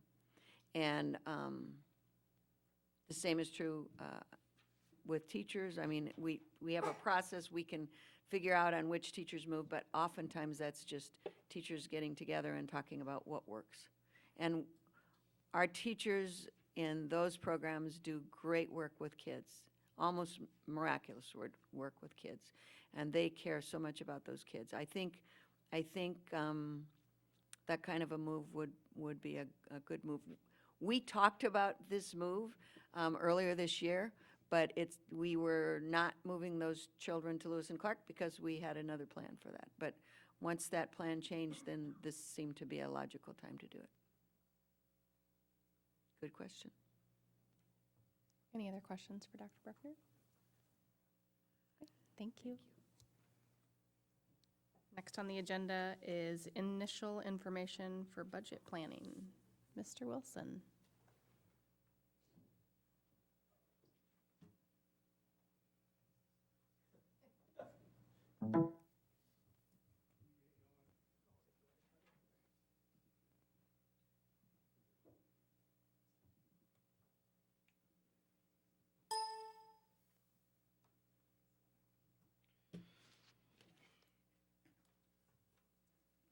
Good evening. Evening. We are in the process of planning for the 17-18 and 18-19 budgets. I like to do 2 years at a time. I think going out more than 2 years is quite honestly a wasted effort because we don't know what enrollment's going to be and we don't know what state aid's going to be. So probably the most we can really go out is two years, but you can definitely see trends going out those 2 years. You've seen this slide before. This is the two ratios that we need to keep in mind, the unspent authority and the solvency ratio. Some things, in both cases, expenses are counted in both of those, but the revenues for unspent authority are different than the revenues for the solvency ratio. Solvency ratio is basically revenue in, tax collections, grants, whatever. Unspent authority is some of that and not some of that. They may give you authority, for instance, on our special ed deficit last year was $2.6 million. They gave us spending authority, so it's phantom revenue, but it counts toward the unspent authority. Long story short is that what we want to do is keep that unspent authority in an 8 to 12% range, and I'm going to tell you why here in a minute, because something came up today that regarding the funding that makes this very important. The solvency ratio, we want to keep within a range of 5 to 10%. Now, the solvency ratio is important for bond issuance and refinancing. That's what the bond underwriters look at, okay? That one's very important. So if they're going to extend the SAVE fund, and if we are going to take on new debt or refinance debt, they're going to look at the solvency ratio. If they see the solvency ratio slipping, they're going to ask for a higher rate of interest, which could cost us hundreds of thousands of dollars over a long period of time, even maybe upward of $1 million, depending on how high it is. This is the unspent authority trend since 2006, 2007. And you can see that in the early years, it was in the 20%. I would tell you that I think that was way too high. I think that the district could have been using some of those funds for more educational purposes. But we're getting down to a point now that the 9.26 is fine. That was what it was at the end of June. But what I'm going to show you here in a minute is that we keep seeing a slide there. And the slide is because we don't really have an expenditure problem. We have a revenue problem because we're just not getting funded. And some of the funding that we are getting is being cut, as you heard some of that tonight. This is the solvency ratio. This one is bouncing all over the place. The reason you see the huge drop in 2009 and 10 is that was the year the state came in and did a mandatory 10% across the board cut. Now, the reason that that's important is I went back here to the unspent authority. You saw how it dropped down to 16.14% in that year, okay? If you didn't have those funds available, you couldn't spend those funds. You could have $10 million in the bank, but if that ratio was at below zero, state law says you can't spend anything. So you need a cushion that when the state comes in and says, well, we're going to make cuts, which they did today, that you can weather the storm. What happened is that in the next year, they gave us a little bit of money, but property tax rates went up, and we were able to get the solvency ratio back up into a reasonable range. It's been floating around there between about 8.5% and 12% a year. Again, you want a healthy one because that is where your bond refinancing gets very, very important. Okay, this is the current state funding we've had since 2010 and 11. And over that period of time, the average there is 1.83%, which I would define as paltry. In the 2013-14 year, they did give us an additional $1 million, which equaled 2%, but they didn't put it on the base, and the base is what increases every year. So if it starts out at 6,500 and they give us 3% more, it's based 6,500 plus 3%. That's new base for the next year, and then you just keep adding to that. What they did in that 1 year is they just gave us the money, but they didn't add it to the base. Okay, so we didn't get any future benefit out of that. It was a one-time deal. But 1.83% is, in my view, a very paltry revenue stream. This shows the property valuation, and there was a decrease in this next year for 17-18. The valuation in Pottawatomie County actually went down slightly. So we are not getting the benefit of economic growth here.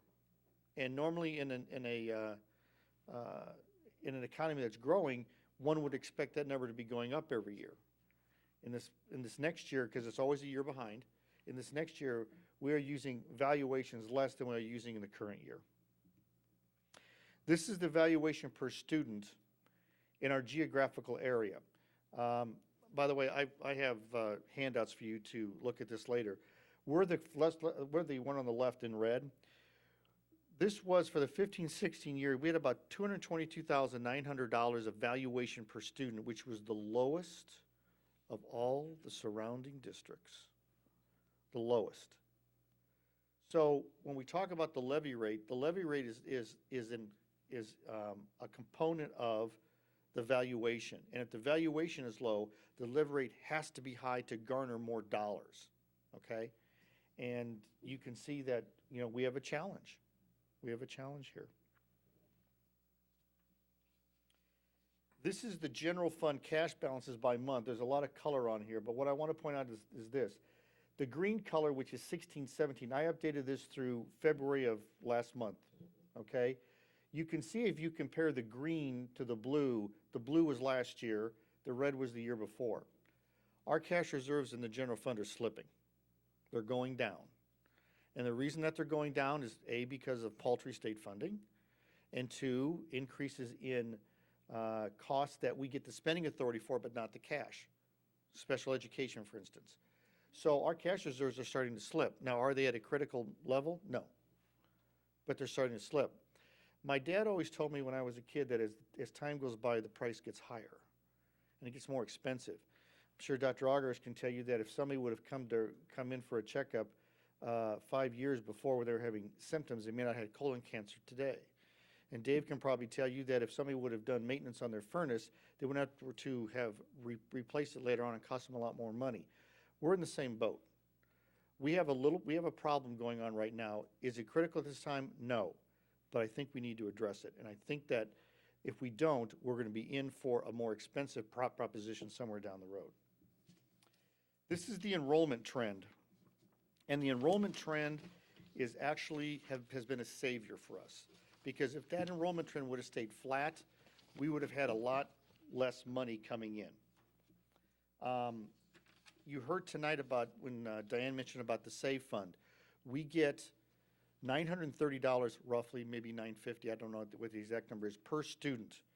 Well, our enrollment went up 130 students.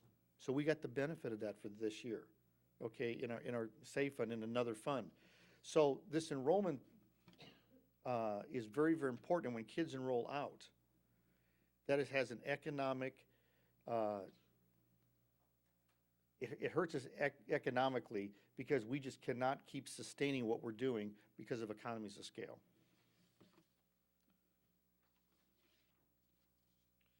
By the way, that 130 students gave us another $120,000 in SAVE funds. This is the open enrollment trend for the last, since 2008. Yellow is out, red is in, and blue is the net. So you can see it's still going up. It has flattened a little bit. It has stabilized somewhat. And, but, we have 543 students going out that if we had them in our school district, that'd be about another $3.5–4 million a year we could get. This is the sped deficit since 0405, and you can see how it went up, and then you see the little, it went down there. Actually, it didn't go down. What happened is that Department of Education said, you need to pull your administrative costs out of here. So for instance, Children's Square and Heartland Family Services, they had some administrative costs built into their fees. We had them break out the rent component of it, which kind of comprised all their admin fees. Those were paid for in the PEPAL fund. That was about $400,000. Okay, so if I would add that back into there, actually our deficit went up to $3 million from 2.8. I expect it to go up again this year as well. We cannot keep sustaining that without, you know, if funding is going to still be low and everything, we cannot keep sustaining that. I mean, Jonathan shared to you tonight that I think we went up 60-some kids since last year in SPED. It's expensive. So one thing I did want to point out here is that the general fund revenues are not adequate to meet our district needs. Property valuation went down in 16-17. That's not on this slide. This is something else I have here. The federal grants are going down. You heard Diane say tonight, if Title I goes down 10%, that's $225,000. Okay, Title II's been cut. Local grants, Iowa West, they were funding some SAMs. It's going to go down $134,000 in 17-18 and another $134,000 in 18-19. And cash reserves are dropping because of the loss. Our costs have been going up about 3.5% to 4% a year. That will tend to stem as we've signed the new agreements with the teachers. Our rate of growth won't be quite as high. The 1.11% that we receive this year, for this next year, is actually going to be 2.5% because of the 130 students that we had come into the district.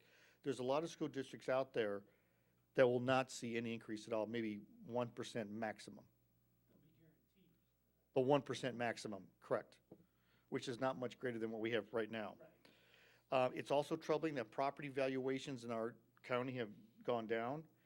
And today I received two items here which I wanted to share with you. This was a letter from the legislative update from ISB, and they said that the Iowa Revenue Estimating Conference has estimated that revenues for the 17-18 year are down $131 million from what they first estimated. And what the governor is going to do is, instead of having funding cuts for this year, he said he's just going to use the reserve. They have about $750 million in reserve to pay for this. In the next year, it's down $192 million. So I don't expect us to get a lot more money next year. You know, I think it's going to, 1% maybe. And the estimates that I use for 18-19, I use 2%, which to me is probably being wildly optimistic. The changes from 16-17 going into 17-18 is we're going to have about $1.5 million new money from the state. Of that, get my notes here, $855,000 is from increased enrollment, and about $677,000 is from the 1.11%. That's not a lot of money. We have a 2.98% package increase for this next year for the teachers that we agreed to a year ago. We're going to have a small reductions in federal grant revenue. I'm hoping it's not going to be large if the Title I money goes down, or Medicaid. Medicaid, we get about $1.3 million a year, so I don't know what they're planning on cutting there. Lost in the Iowa West SAM grant, I mentioned $134,000. I estimated a 1% increase in other expenses. We're going to save $400,000 because we're going to delay the textbook adoption into 18-19. So the savings we're going to have in 17-18 is going to be hit in 18-19. We're going to have a one-time $725,000 savings for what we call a one-time health insurance reserve. We have reserves in the health fund, and we're going to short putting money in it by 1 month, which is about $725,000. It's a one-time thing. Back in 18-19, it gets added back in. We also saved probably minimally $500,000. I'm hoping that number is going to be closer to $600,000 of savings due to early retirement savings on those programs that we put in. Okay, so folks, we're running out of options. You know, we had some arrows in our quiver, and we've shot a lot of them already. You know, I don't know how many more arrows are in there right now. The recommendations is that we need a balanced revenue as defined by the spending authority to expenditures. That is going to take, that's a little bit of a shift from what we've done before, because we've used that spending authority to spend down because we had the funds. But with state funding being so poor, I don't see how we have a lot of options here. I also am proposing that we increase the property tax levy from 1685 to 1715, which was the level it was at 2013. This has a lot of benefits, in my opinion. First of all, it's going to increase revenue for the solvency ratio of $614,000. And what I'm proposing here is to do this for 1718 and also keep it in there for 1819.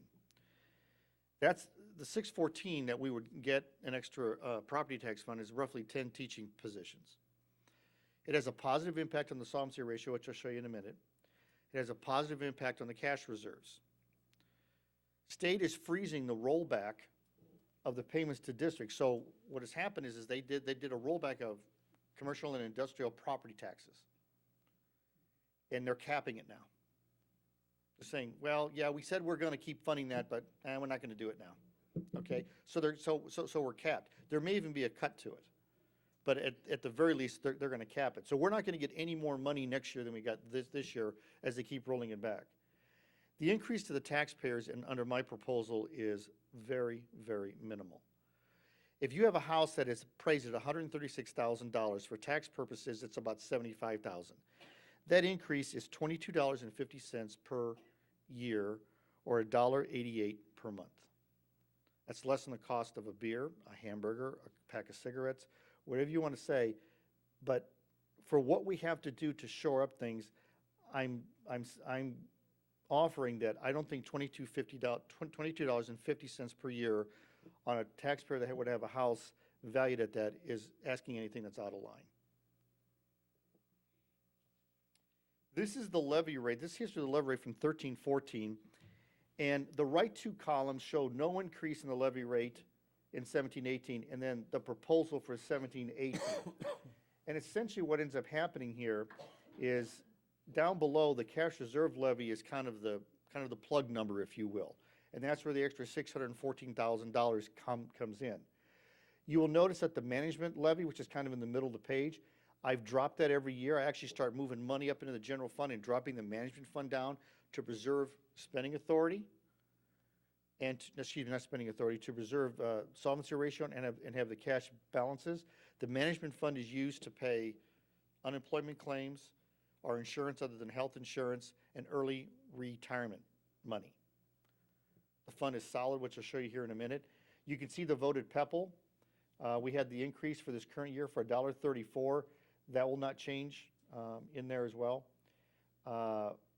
We have a lot of needs in PEPAL right now, so I'm hesitant to cut that. You heard Stacy tonight about Kern. That's a $400,000 project. That's over 10% of what we would receive every year in PEPAL. Okay. These are the preliminary projections for the general fund. The right two columns are what I'm projecting for this next year. This does not include the property tax increase that I'm proposing. So if we do nothing, we will lose about $12,000 next year. The solvency ratio, you can see, drops, and so does the unspent authority. But we lose $1 million a year after that. We're right back in the same boat we are right now.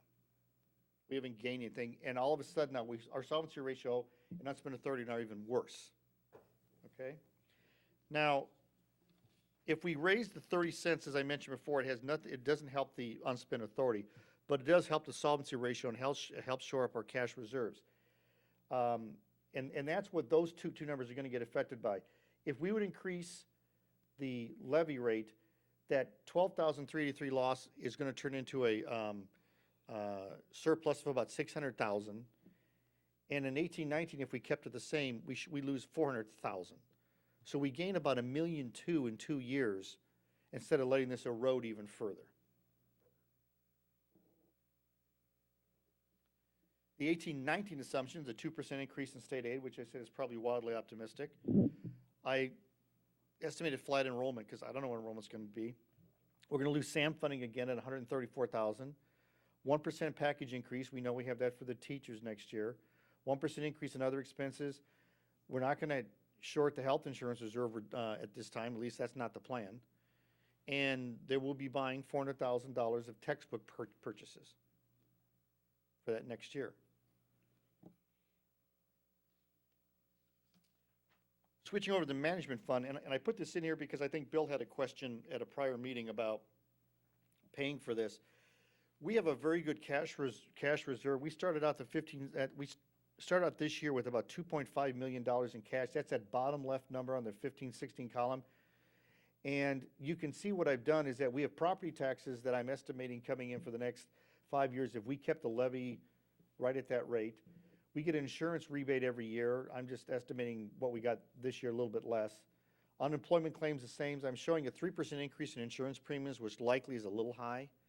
So we're probably not going to have that much. And then the early retirement program for 16-17 and the new early retirement program for 17-18 are factored in there. So you can see at the end of every year, if those numbers come in, our cash balance doesn't fall below $2.2 million at any time. So we have the funds to pay for the early retirement programs, which gives us a huge benefit in the general fund because we just replaced, from a financial standpoint, we replaced experienced teachers with less expensive teachers. I can't address the impact on the kids though, but from a financial standpoint, it's a good option for us. This is from the capital projects fund. This is the penny money. We get about $8.5 million in that a year. I just lowered it a little bit just to be conservative. For 17-18 at the end there, which is a year from now, if everything goes accordingly, we should have about $4 million in this fund. What's good about this fund is that you may remember 4 years ago, the board passed a financing option for Franklin, Lewis, and Clark. It was a 4-year deal, and that gets paid off in July of 18. That will free up $1.5 million of cash flow, which we could use for a new capital project. We could take out a bond and use that money to pay back the bond. I'm in discussions right now with bond counsel on what are our options.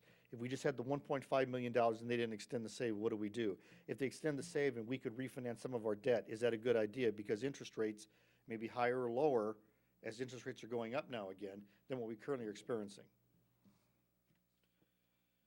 The next slide here is the PEPL fund. The PEPL fund is property tax based. We also have those energy rebates that are coming in there every year. Leases are paid out of here, maintenance agreements, and capital projects and equipment. I've suggested to Stacy that our goal is to spend every dime that we have coming in, but don't overspend it. Okay? That may or may not, I think in most cases it works. There may be a year though we have these huge repairs, you have to spend the money. Okay? And we'll have to. Between PEPL and the SAVE fund, we had at the end of last year about $2.5 million in cash. Excuse me. We had about $5.5 million in cash between both funds. Okay?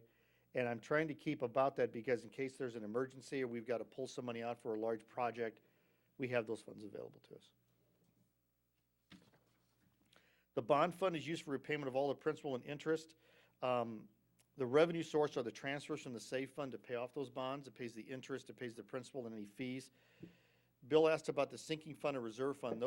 What the sinking fund is, we have 2 bonds where we just basically make deposits into there every month. At the end of the bond term, they pay off the bonds. Okay? That's about $3 million right there in two bond issues. The rest of them in reserve funds are set up at the beginning of the bond fund that says, well, in case the school district can't pay, we can tap that fund. So usually the last payment is made out of the reserve fund. But that's about $6.5 million that's tied up that we can't touch right now. So the summary is that I think that the district has taken prudent steps to stabilize unspent authority and the solvency ratio. Our sky's not falling, but financial vigilance and planning is going to be paramount, especially over the next few years. State funding is likely going to remain small. And I think a very modest increase in the property tax levy is going to assist us to stabilize the solvency ratio at a time when SAVE funds may be extended or bond refinancing options are available. One thing I prepared for you, and Bill, if you might want to just hand those down, this is a, Chris was saying one time, and I brought this up before, that school finance in Iowa is a difficult subject, and it is. I've tried to give you explanations from a higher level, rather than trying to get into the nitty-gritty. There's a lot of graphs and charts in here. There's a lot of tables. This is basically an historical document through this, kind of where we're at right now. And it also explains some things on a high level as to where you, on some of the things that you may want to look at. I also felt that something like this, that when you do interview superintendent candidates, you may want to give them a copy of this as well for their review. So with that, I've gone through a lot of stuff in a short period of time. Are there any questions you'd like to discuss? Compliments for a very thorough report, Mr. Wilson. I appreciate all that data. What you're essentially saying is the local taxpayer has to make up for the inadequacy of the state and federal funding, Yes. and I don't like that.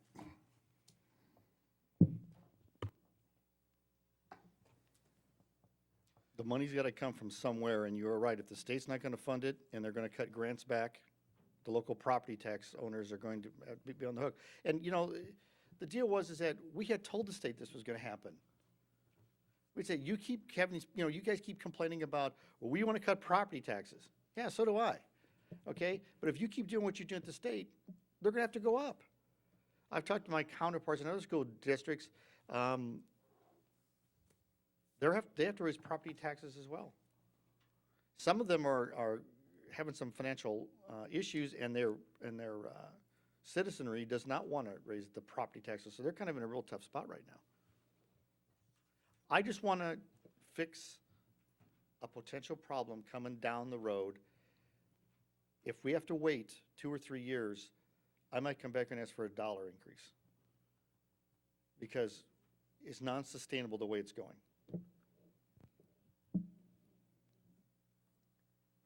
The other problem I have, was it last year we asked the community to vote for the increased Pebble levy? 2 years ago. We had them increase it from 67 cents to $1.34, and then we had them in the next election extended for 10 years. That's the way it went. Yes. But at the time, didn't we say we wouldn't raise property taxes if And we we voted that? We did, that's this year.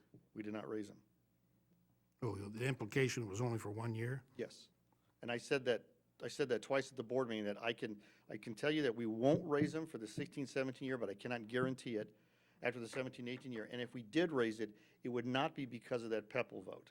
It would be because of poor state funding, and that's exactly what's happening right now.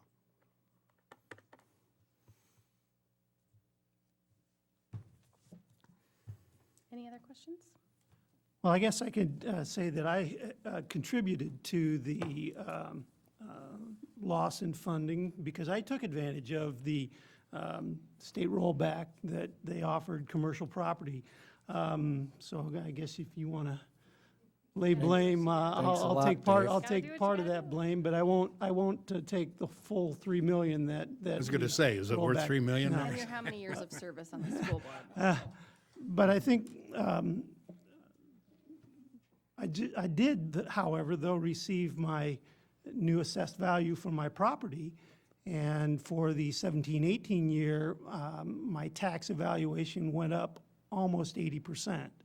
So hopefully, in the not too near. Spoken like a board member. What's that? Spoken like a board member, if you say hopefully, it'll go up. Hopefully, that should help. But I mean, we need the money today. We can't. Right.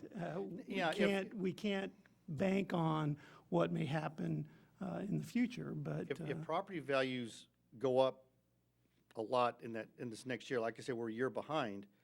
Right. We may come back and say, okay, we don't need to keep it at where it's at. We can maybe drop it well, back. and that's what I'm trying to allude to Yes. is that my and all commercial property in Council Bluffs and in Potawatomi County was reassessed. They took about 1.5 years. They brought in a firm, came in and reevaluated. And mainly it was not on the physical property itself. I mean, my building, but it was the land values. So my land values went up almost 300%. What I tried to do in my proposal, as I said, is to have minimal impact to the taxpayer. Right. And I think asking for $22 more a year is not asking anything that's out of line. Now, no one wants to pay higher taxes. I get that. But $22 a year for kind of, the average home assessed value? You said early on that we don't have a expenditure problem, we have a revenue problem. Which is causing us to have an expenditure problem. Do we have a summary somewhere of the steps that we have taken the last year or two? I think it would be important if we're going to vote on a tax increase that we can demonstrate that we do not, in fact, have a expenditure problem. Yeah, I can pull something together for you. Well, the first thing that comes to my mind was I the mean, busing 400 schedule, bell plus times. $1,000 that we saved on busing Transportation. by changing the bell schedule and consolidating bus routes. So I mean, I In think, that part of your report, though, it went up. But there was two other things in that category. There was transportation and two other.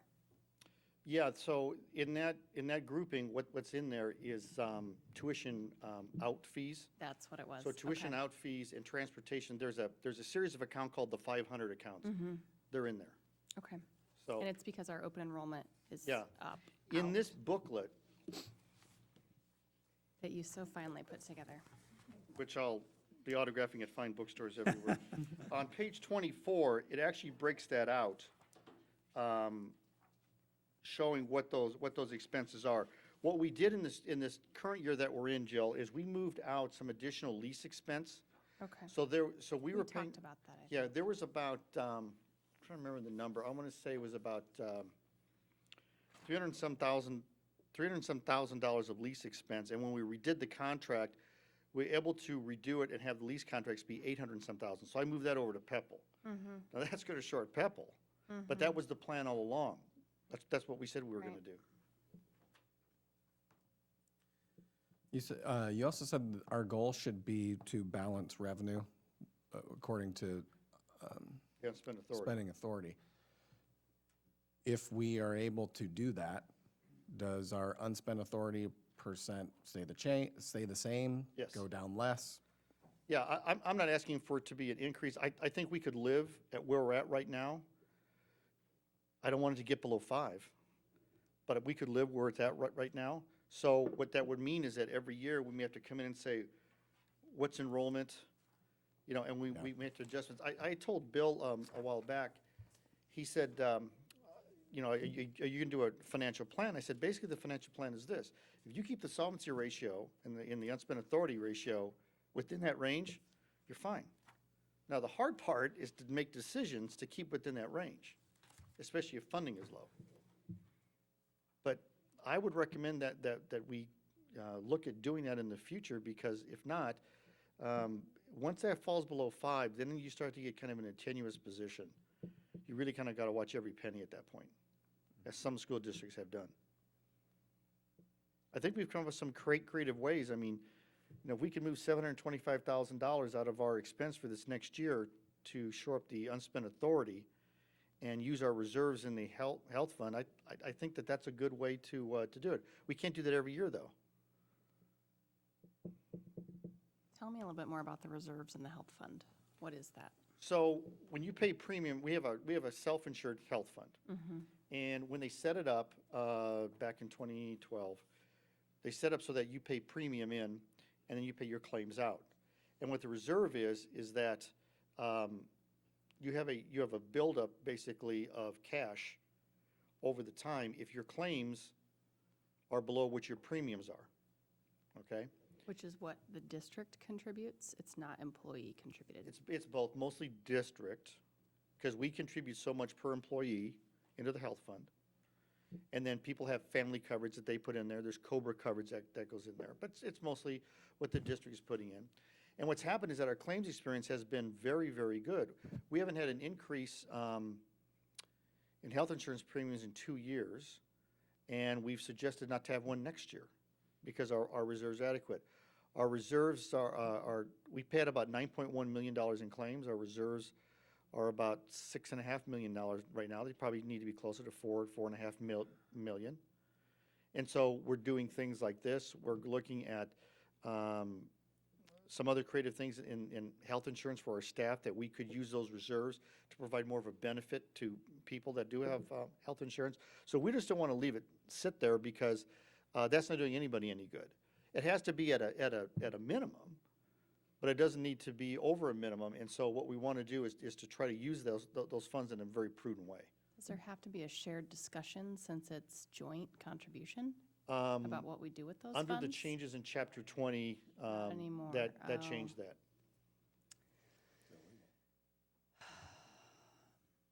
I'm just going to shut my microphone off.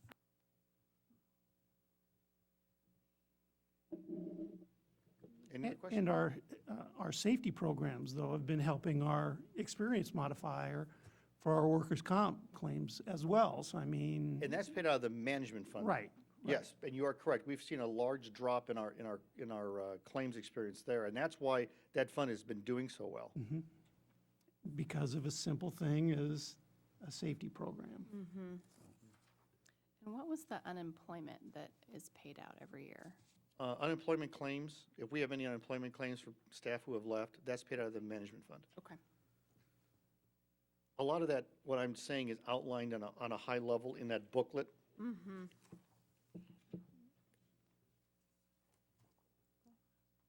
I have a question regarding the tax increase. Yes. If this were to pass on the following year when recommended, is it anticipated that we probably wouldn't be needing another one a couple of years down the road again? I can't make that prediction. I don't know what state funding is going to be. I don't know where things are going to be at. I can't make that prediction. I think it's important to point out that when state funding is, Dean's word, a paltry 1.83%, and if our expenditures are 3.5 or more, the money has to come from somewhere. And the state saying we don't have the money is certainly a repeat performance, and certainly understandable, and based on the Revenue Estimating Conference, not necessarily getting better in the near future. But we can't continue as a school district to say, oh, that's fine, but we're just going to keep going on the way we have. I think we've made some very strategic moves to try to remedy this. That's why Dean and I have talked about the sky is not falling. In some places, the sky is falling. Right now, the sky is not falling here. Looking ahead, there are some worries out ahead. So I think it is prudent to start to think about what can we do. And as much as I agree with you, Bill, that I don't like it. I'm going to pay it. I don't like it. But it's what we have to do in order to educate our kids, which is our main job and should be the main job in our country. And the supports that Tim shared with you tonight, and Corey has shared with you in the past, if funding is not going to increase, some of those supports at some point in time is going to have to diminish. And then, of course, the kids get hurt. Which may then support your statement about newer, less costing teachers. But at this point, I think we have the support in place to support them to be successful for our kids. Which you could Just a lose. comment.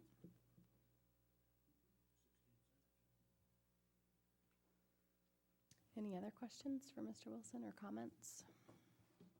Thank you. All right, at this point, we're going to move on to our resolutions. And for a motion for approval of the plans and specifications of form of contract for bid, Kern Middle School. I'll move to approve the plan specifications and form of contract bid number 17-011 Kern Middle School, exterior tuck pointing, soffit, and interior art room project as presented. Thank you, Mr. LaFurla. Second. Thank you. Any discussion? Okay, Mr. Wilson, will you please take the roll? Mr. LaFurla? Yes. Ms. Riley? Yes. Mr. Grove? Yes. Mr. Kazire? Yes. Dr. Ogres? Yes. Mr. Hanson? Yes.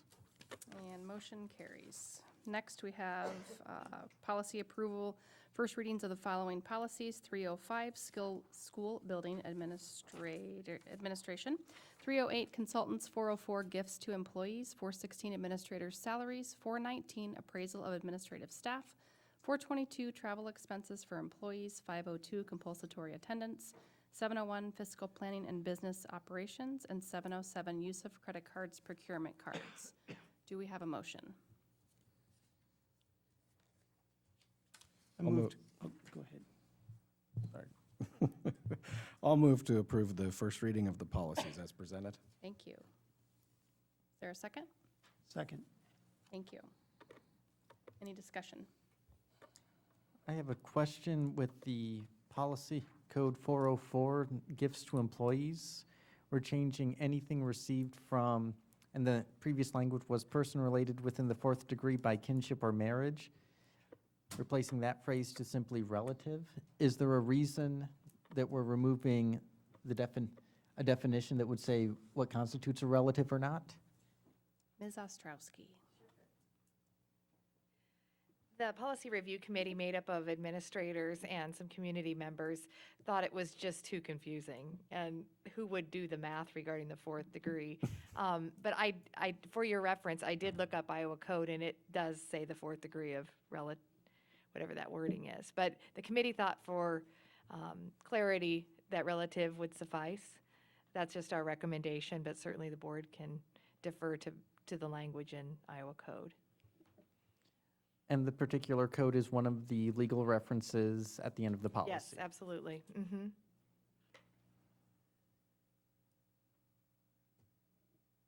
Any other questions or discussion?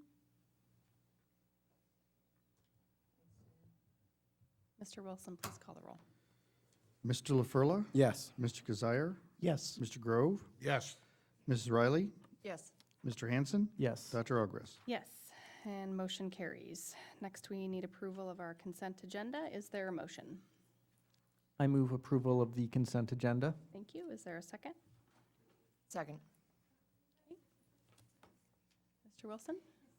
Mr. Hanson, Yes. Ms. Riley, Yes. Mr. Grove, Yes. Mr. LaFurla, Yes. Mr. Kazire, Yes. Dr. Ogres. Yes, and with that, motion carries and meeting adjourned.